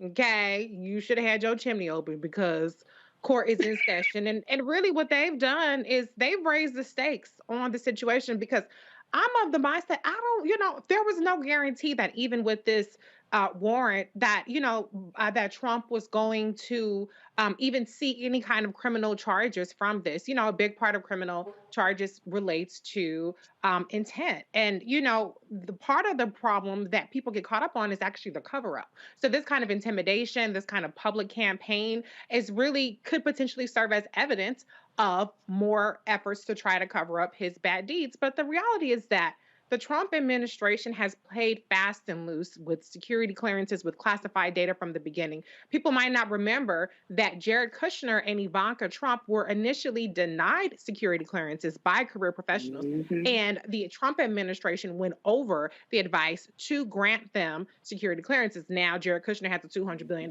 deal with the Saudis. The reality is, regardless of whatever people are saying publicly about Trump, inside Mar-a-Lago, there was somebody working with the FBI, snitching on his whole operation, saying exactly what's in the documents and where to find them, because they had to, according to reports, they had already went to retrieve evidence or retrieve documents, but there was even more stuff that Trump was hiding at Mar-a-Lago. So Trump, he can be impressed by Lindsey Graham or whoever else is on Fox News defending him, but the snake is in his own backyard and it's going to bite his ass. And he's more likely to end up in jail now than at any point if he keeps going down this road. I really do get a kick. I really do get a kick out of watching all of this foolishness, Greg, because they really just show just how idiotic they are. This is probably one of the funniest things I saw today. Laura Trump, she married to one of them fools. This is the most funny headline. Laura Trump claims people are reaching out to her to say they can't sleep since the FBI searched Trump's resort. And those people probably are Eric Trump, Ivanka Trump, Jared Kushner, Donald Trump Jr., Kimberly Guilfoyle. That's probably the people she's talking about. I hope so. Of course, the joke I've been seeing going around is that the FBI busted the front door, and without even looking up from his Xbox, Barron was like, "Safe's in the back." But anyway, in other words, it may be young Barron, but at any rate, he messed my reputation up forever. I'm at the beginning of my life, but. I'm thinking about something you said a minute ago, Erica, about the impact of stress on our lives. And I think about one of my colleagues and just a master teacher at Howard, Jules Harrell, who is a psychologist by training, clinical psychology, personality psychology. When the domes go up on that police light, when you're driving down the street and your heart skips a beat, that takes a few seconds off the end of your life. Being Black in America, every time our stress goes up, as you say, sis, that takes a little bit off the end of our lives. So you white people, Trump family, you'll never know what it's like to be Black, but it couldn't happen to a better group of people. Welcome. Welcome. You're never going to be able to sleep at night. Guess who will never take another breath on this side? That will be Breonna Taylor. Come on. So I don't give a damn if you never sleep again, you devil. Come on. I don't care if you ever sleep again. In fact, I hope you don't sleep, because every time that stress level goes up, you're taking a few more seconds off the end of your life. And in terms of Roland Martin Unfiltered, Roland, I mean, I'm sure Robert and Scott, Monique, DeMario, to name four of the more prominent practicing attorneys who are in regular rotation in this conversation would agree that, it's one thing to unseal the warrant. The thing you really want to unseal, going back to Breonna Taylor, would be the affidavit. Because that's the sworn affidavit. See, the sworn affidavit will then tell you what they used to support the warrant. Remember, that's what got them boys in trouble in Louisville. Shout out to young Dan Cameron, go to hell, because you next in the gate, baby. But the point is, them cops lied to get the warrant. That's in the affidavit. That's where they say what specific laws they think he broke, what's the narrative of inquiry, and then, most importantly, what is the recitation of records? In other words, what specifically is it that you put before this judge to let him give you the warrant in the first place? But see, you're right. Merrick Garland is playing the long game, unsealing the warrant politically, because they don't really do that. Now, you got punks tripping over their own feet like James Comey, who, bodied Hillary Clinton because he talking out of turn as the damn head of the FBI. But with exceptions like that, as you say, the AG is not going to tell you the why. But when they made that appeal, I think that's more of a political thing. Plus, you got fools, they running up in places like the Cincinnati field office trying to get at the FBI. You see Mitch McConnell ain't open his damn mouth. Why? Because these white boys that you need their votes are ginning up this storm. Hell, I even saw, Megyn Kelly? She on Newsmax. Oh, how the mighty have fallen with this weaponized propaganda. And you got these drunk hillbillies, the same ones tried to kidnap Gretchen Whitmer and all this other stuff. And the one that came here in D.C. to Comet Pizza over on Connecticut Avenue, they hyped up to go do some shit. So Garland is trying to protect his agents. No, I will never, till I die, cape for the Federal Bureau of Investigation. Not while Assata Shakur is still in Cuba, not while Matulu Shakur is still in jail, not while Albert Woodfox spent the longest stretch of time he ever spent in solitary confinement. And I will never cape for the Federal Bureau of Investigation, but let's not confuse that with what's going on here. We are entering the end game of the midterms. This ain't about the truth. As Erica said, as you say, Reese, they're not caring about the truth. They are trying to maintain their base because, as you said, Roland, they want power. For us to engage in a conversation about what's the truth could pull us dangerously close to focusing on the wrong thing. Now is the time, as you say, we all get registered to vote, we all organizing, we all getting out here to make sure that they don't get what they want, which is what? A flipped House, a flipped Senate, and a presidency. And finally, I'll end with this. You know you can be the president of the United States, you can run president of the United States with a criminal conviction, right?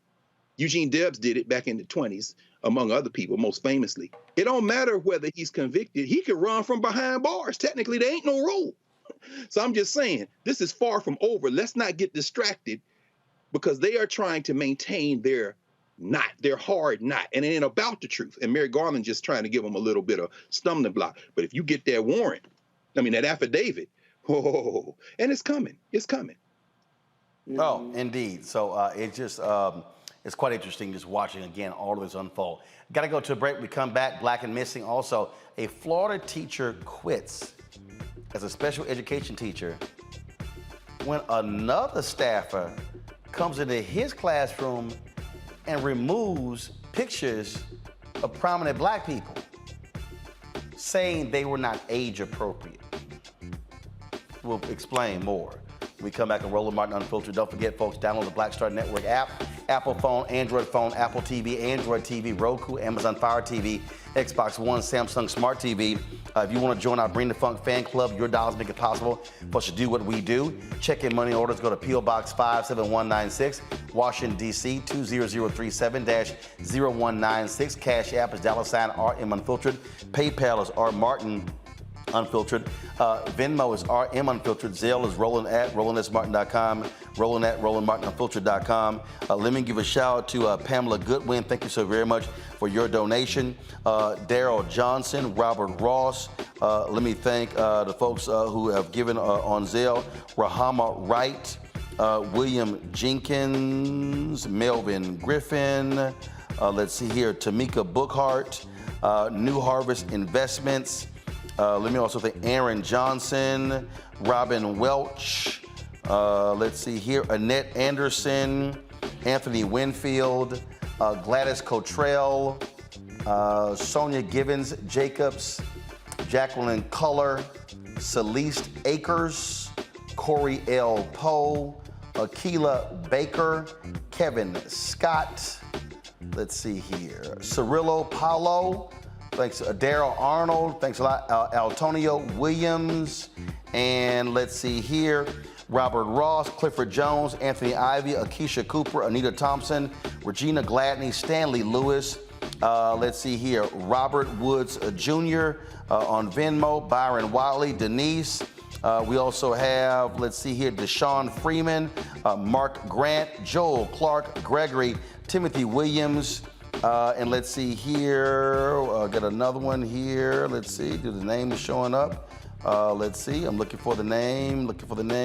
Again, I already said Pamela Goodwin, Timothy Williams, thanks a lot. Lisa Bell, Pauline South Barnaby, Kevin Lundquist, Darlene Gloria Blackman, Rhonda McCarroll, Letitia, Tone. There we go. So I appreciate all of y'all for giving you on the show. Anybody else who get in the show, you're going to get a shout out right here, live on the air. I'll be right back.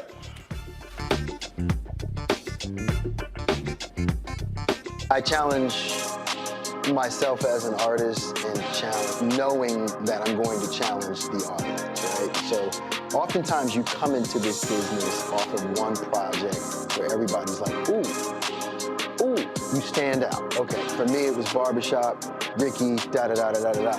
Ricky was nothing like me growing up, right? Nothing like me growing up. But if that's people's first experience with you, right, as an audience member, they tend to think that's the real you, right? So, you know, for me, after that, I got a whole bunch of offers to play roles just like Ricky, right? This Tupac-esque type of thug, right? And I just said no over and over again. And then you keep trying to do other things. Then I went through a series of romantic movies and romantic leads, and you know, I always try to bring some sort of gravitas to those roles. And then it was like, okay, well, but before I get into all of that, let me hit y'all with, you know, For Color Girls, and, you know, step outside of the realm of, you know, what you expect of me to do as an audience member in terms of being this romantic lead and everything. Because I didn't get into this business to be the romantic lead, you know, that dude. Like, I didn't get into this business. You can get locked in. You can totally get locked in.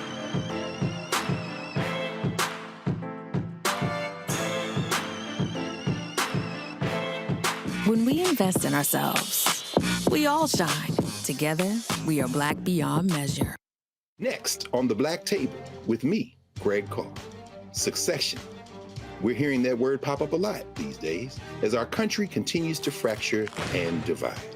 But did you know that that idea, essentially a breaking up of the USA, has been part of the public debate since long before and long after the Civil War, right up to today? On our next show, you'll meet Richard Crichton, the author of this book, who says breaking up this great experiment called America might not be such a bad thing. That's on the next Black Table, right here on the Black Star Network. When we invest in ourselves, we're investing in what's next for all of us. Growing, creating, making moves that move us all forward. Together, we are Black beyond measure. What's up, what's up? I'm Dr. Ricky Dillard, the choir master. Hey, yo, Peace World, what's going on? It's the Love King of R&B, Raheem Devon, and you're watching Roland Martin, Unfiltered.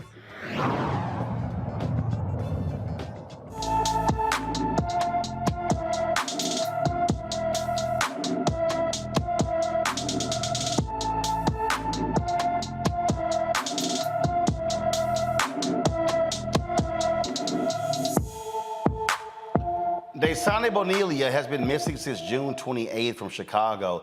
The 15-year-old is 5 feet 5 inches tall, weighs 150 pounds, with brown hair and brown eyes. Anyone with information about Daysani Bonilla should call the Chicago Police Department at 312-747-5789, 312-747-5789.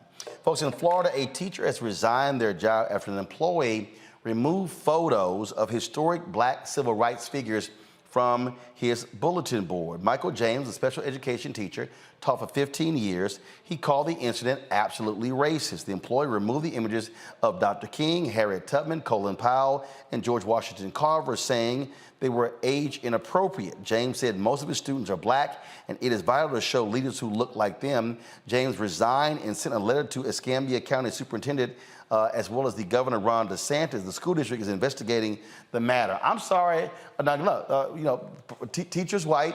I ain't quitting.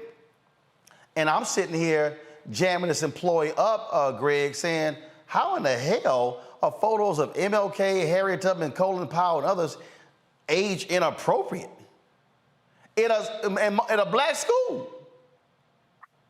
Well, again, it seems like it's a common theme. They're uncomfortable.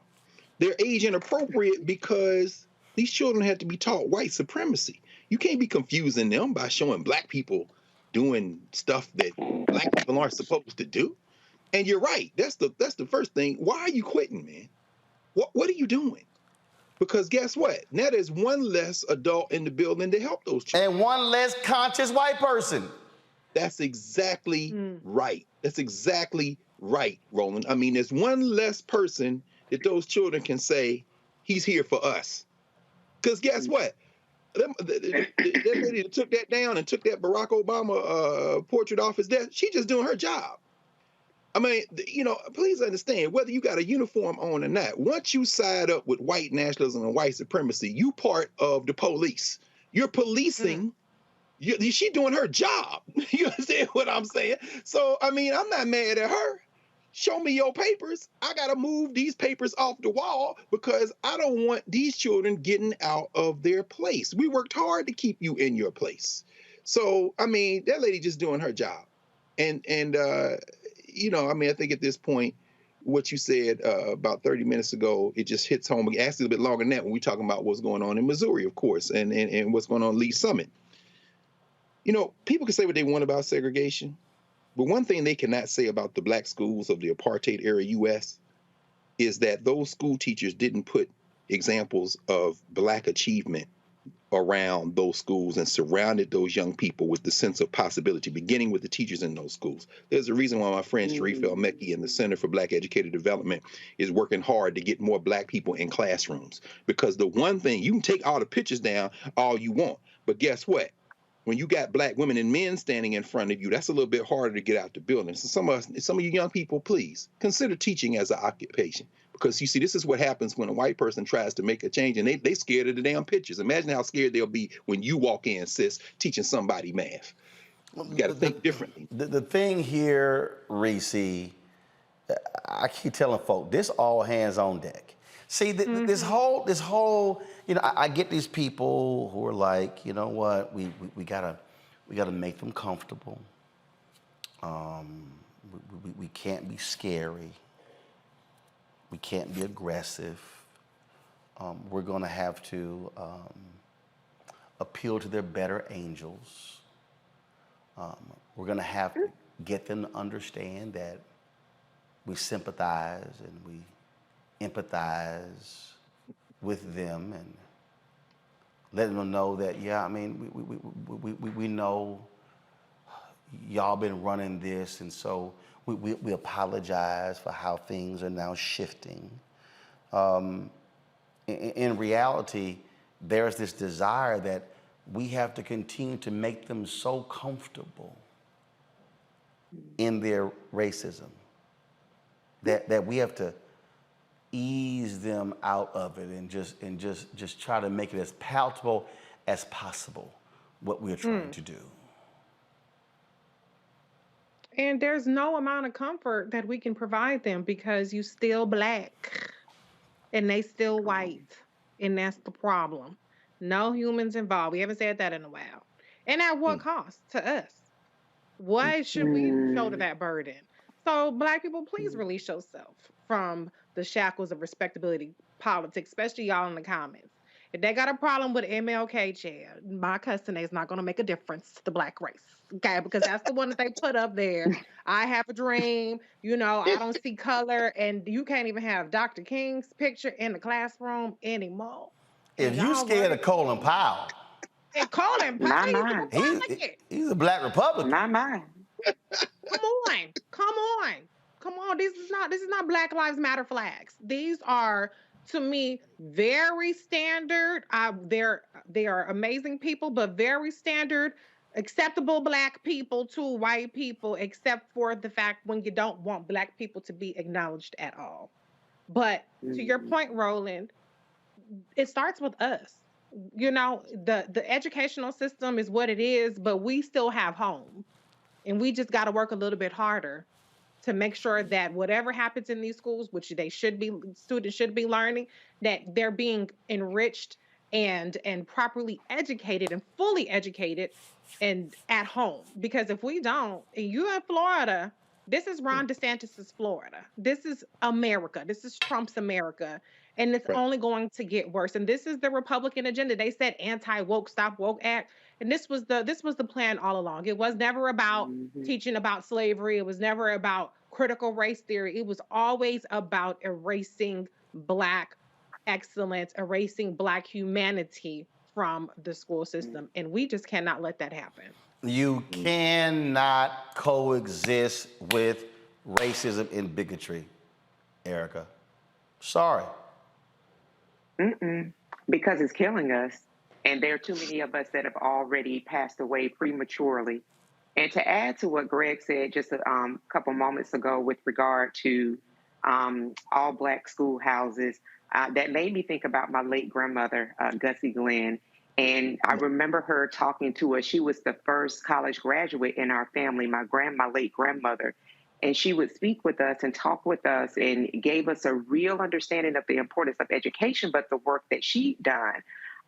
That she made the sacrifice, she and my grandfather. My grandfather was a Korean War veteran, but she taught school, went to school, got her education, got her degree, and she taught school in Thomasville, Georgia. They were living in Albany, but she took some of my aunts and uncles, and she would actually travel to Thomasville, Georgia to teach.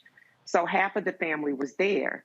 And what was so impressed in my memory, and I thank God that this is a memory that I have retained, is that she spoke and shared with us that when they actually did home visits, that it was an actual home visit. And she had one student who would always fall asleep in class. And so when she went to the home visit, talked with the mother, she found out that the father had passed away and that he was the oldest child. And so he was getting up at 4 a.m. in the morning and he was chopping wood so that there would be heat in the home.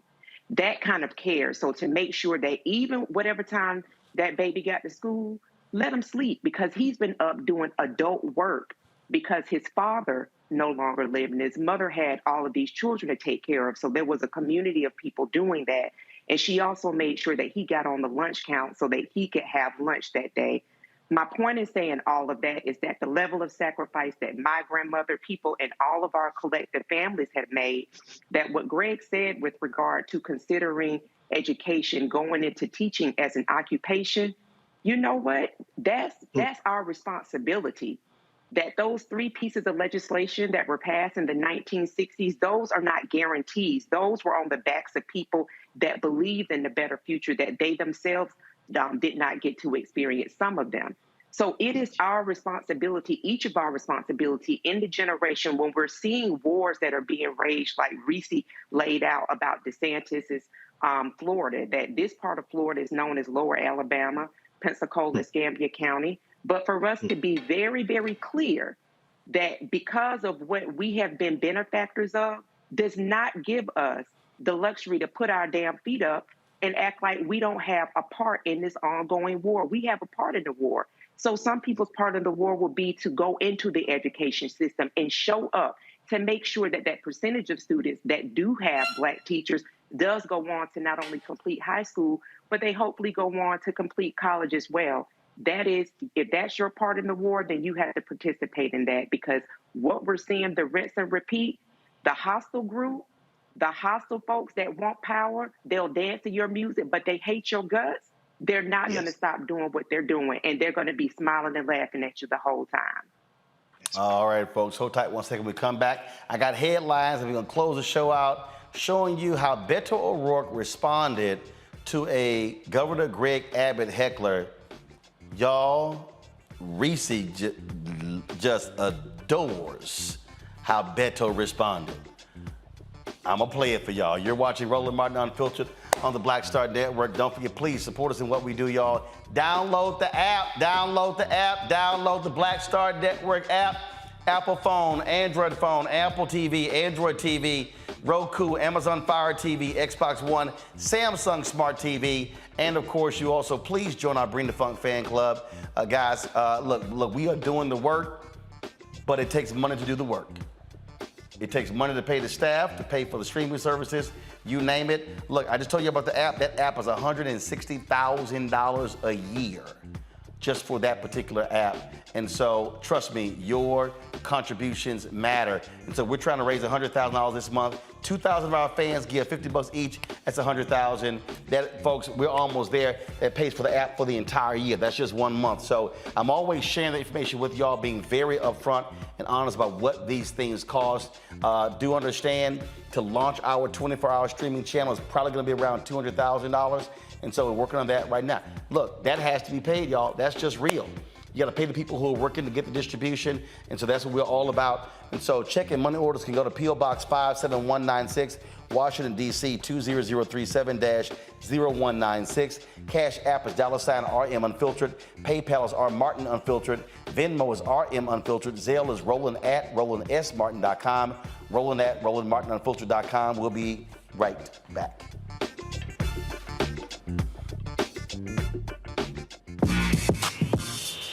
When we invest in ourselves, our glow, our vision, our vibe, we all shine.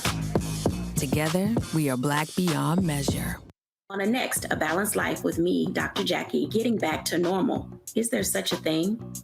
We're about to send our kids back to school when we literally have more questions than there are answers.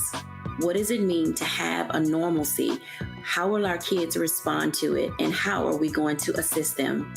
What can you do to help your kids feel some sense of emotional stability as they go back into the classroom here on A Balanced Life on the Black Star Network?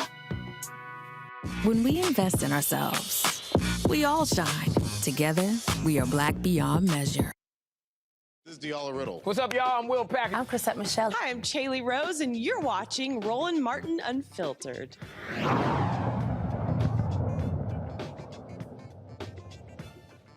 Pull up a chair, take your seat. The Black Tape with me, Dr. Greg Carr, here on the Black Star Network. Every week, we'll take a deeper dive into the world we're living in. Join the conversation only on the Black Star Network. On the next Get Wealthy with me, Deborah Owens, America's Wealth Coach, you see the headlines. All frightening, right? Interest rates are going up. The recession is on the way. The stock market is up and down. But you know what they say, scared money don't make money. That's why I'm excited on our next Get Wealthy to have a conversation with someone who has written a new book, Fearless Finances, and she's going to share exactly what you need to do to secure your bag regardless of the ups and downs of the economy or the stock market. Oftentimes you can start with as little as $5. That's right here, only on Get Wealthy on Black Star Network. What's going on? This is Tobias Trevelyan. Hey, I'm Amber Stevens-West. Yo, what up, y'all? This is Jay Ellis, and you're watching Roland Martin Unfiltered.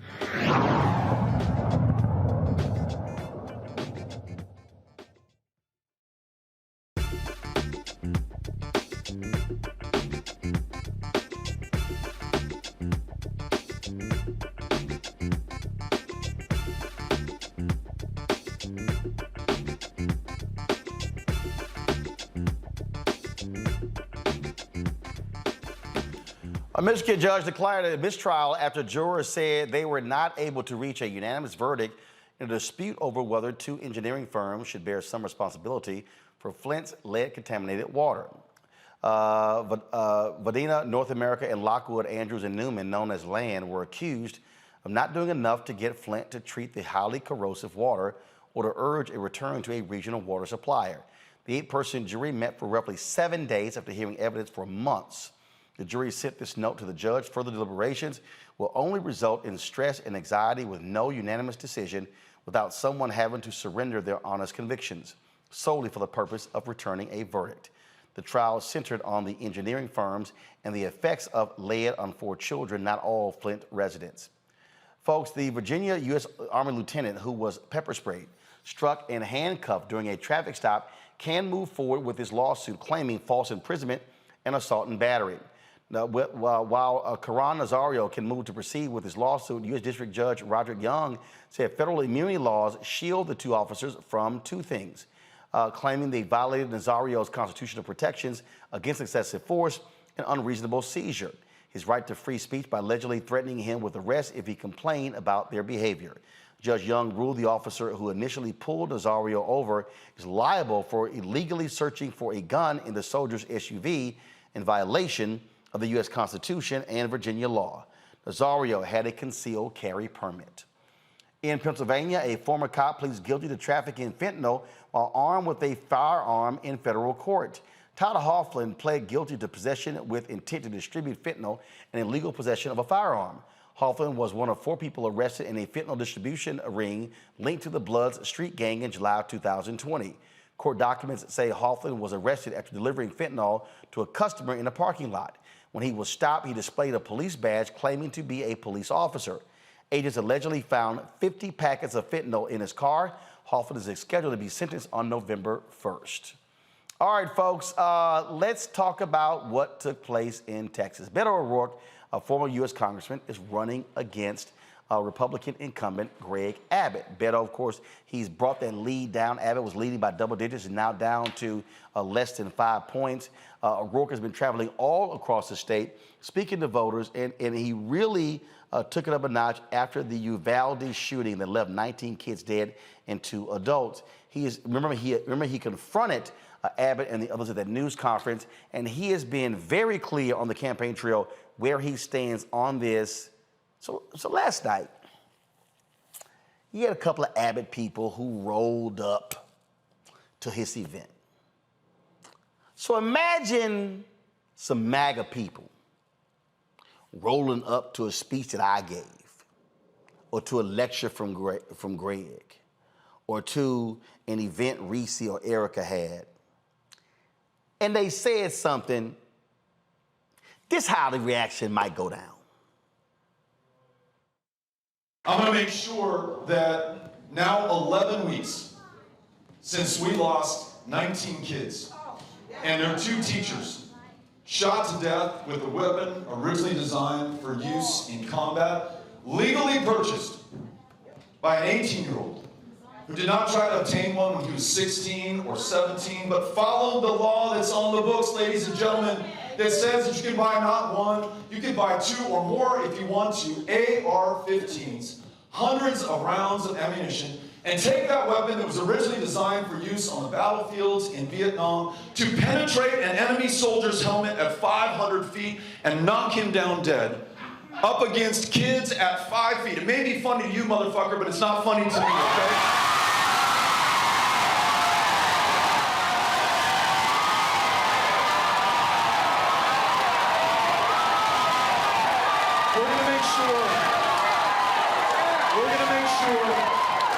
We're going to make sure that our kids who are starting their school year right now, that they don't have to worry about somebody walking into their school with a weapon like this, that we take common sense steps, we find the common ground, Democrats and Republicans, gun owners, non-gun owners alike, and make sure that at a minimum, we raise the minimum age of purchase from 18 to 21 for an AR-15, that we have a universal background check for anyone who wants to buy a gun in the state of Texas.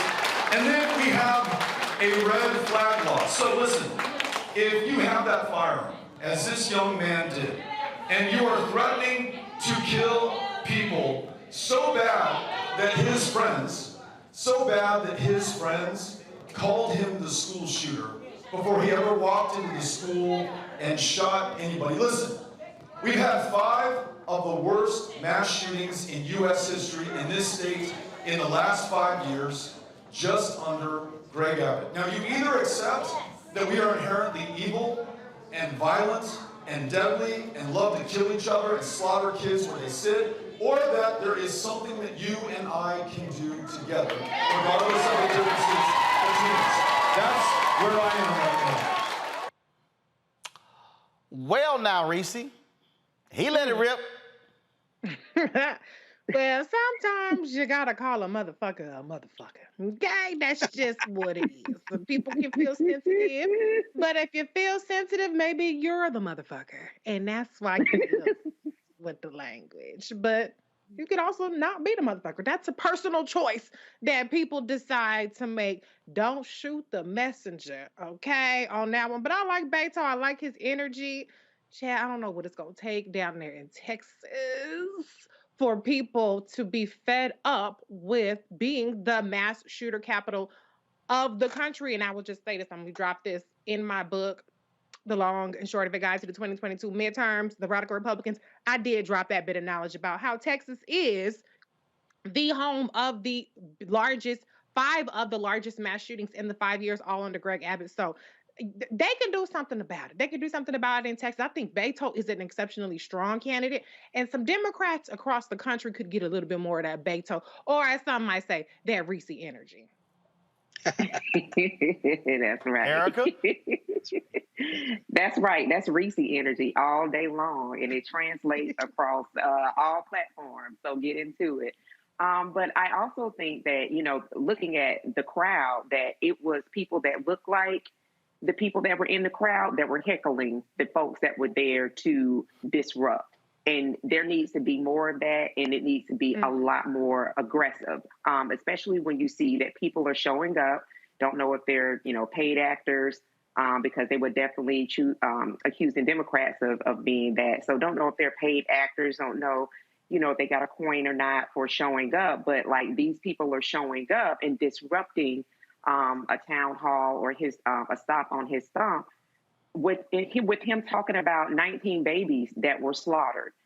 So it shows you really kind of the force that all of us collectively are dealing with. So in terms of Beto, I think there's some other candidates that are running that could really engage that Beto energy, meaning they're going out. I'm talking to you, Chris, who's looking to try to gain Florida again, but kind of that momentum, that level of energy going out, stomping, and not depending on Black and people of color to fill in the gap for the vote. So good for Beto. Hey, Greg, I had no problem when he charged them when they were on that stage in Uvalde, calling them out. They were talking about, oh, you stuck. No, that is the energy you need. People want to see fighters.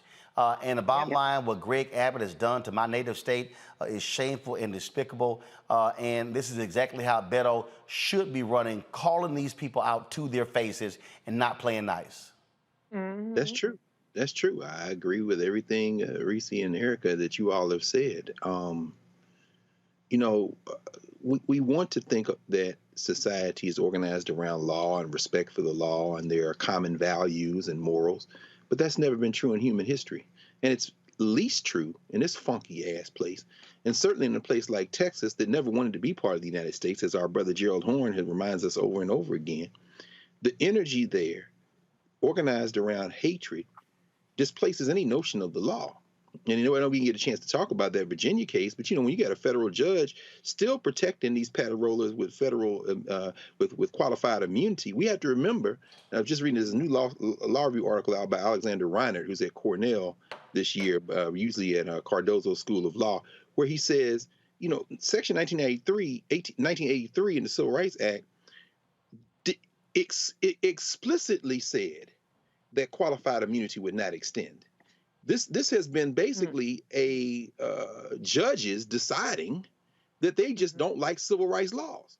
And so what we saw there are people who have just decided, damn the law, damn humanity, we don't care, we want power, to go to your original point. So when Beto said what he said, we've seen this show before. This is the energy we all have. The only question in this funky ass place is, when will you reach your limit? See, Beto O'Rourke is trying to deal with civility. And, as a guy, Alex Zamalin, who has written a book called Against Civility, saying that civility is what allows whiteness to continue. In other words, y'all laughing at babies. Motherfuckers should be the least of your concern. Excuse me, I'm getting ready to have you join those children so you can talk to them in the ancestral realm about why you shouldn't have been laughing at them. Because that's going to be, that laugh is going to be the last expression of breath out of your lungs. You see, most of us won't do that because we'll say, okay, no, we got to be better than that. But when you finally reach that moment, see, Beto O'Rourke, when he said motherfucker, he crossed a bridge. You understand? Yeah. And he didn't just cross a bridge there, Reese. Like when you let us have that language, it empowers some of us who wanted to say that anyway, and you're going to get a few more people saying it. When Beto O'Rourke says that, Erica, I suspect you're right, sis, it's going to be some other candidates get their wind out from under them. I ain't never going to cape for Cheney's daughter in Wyoming because it's too much blood on her family's hands. However, as she has said, I don't give a damn about this congressional seat. Why? Because she understands the criminal enterprise that has allowed her family to excel is getting ready to end. She's going to risk it all politically. Well, guess what that's doing? That is beginning to embolden some other people. That motherfucker is funny. It's certainly cathartic, but it's also a signal, as we have seen them in previous times in American history, that people have reached a point where these laughing motherfuckers are now going to get got with. And there are more of us than there are them, of all colors, of all class, of all background. And the minute we say, oh, it's on? It's on now. Oh, let's crush their asses. Do you understand? And I think that's what we saw. Beto had enough. He got children. You laughing at this shit? You lucky I don't beat your ass in here. And if you beat your ass, he might won the damn election yesterday. He might have. That might have been what it takes. No question. Hey, that's the word. I keep trying to tell people, bottom line is, when stuff gets serious, man, we ain't got time to be playing these games. And there are folks who are definitely playing games. They think this is funny. No, ain't no laughing matter when 19 kids are slaughtered and 2 adults. That's right. No, ain't no laughing matter. Greg, Reese, Eric, I certainly appreciate y'all joining us on today's show. Be on the panel. Thank you so very much. Let me thank all of y'all for watching. The thousands of you who are watching on YouTube and Facebook and, of course, the Black Star Network app and the other platforms. Thank you so very much. I'm going to keep imploring y'all every single day to, of course, download our Black Star Network app. So we can increase our numbers, so we can keep building and building and building, y'all. This literally is 21st century Black-owned media. There's that mural that's in my office, hashtag Black-owned media matters.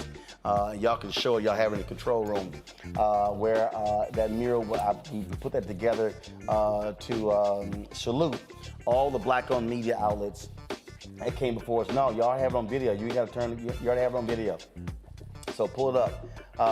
And so what we are trying to do, folks, is to build something that, again, empowers our people, provides a level of knowledge and expertise. And so that's what we do. We're not trying to sit here and ask other people opinions to what can we cover, what can we do.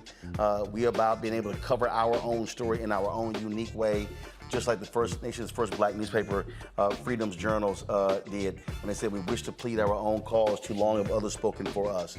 And so please download our Black Star Network app, Apple phone, Android phone, Apple TV, Android TV, Roku, Amazon Fire TV, Xbox One, Samsung Smart TV, and please support us with your dollars, with your resources. It makes it possible for us to be able, as we're trying to build the advertising base, to be able to pay the bills, be able to make the decision to travel and cover the stories that we know are necessary and important to our people. Cash App is $RM Unfiltered.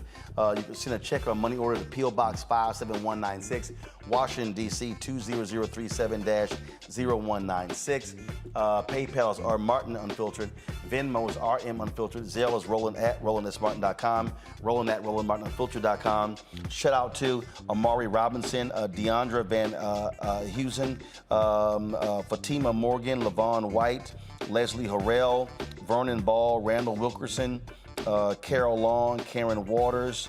Let's see here. Also,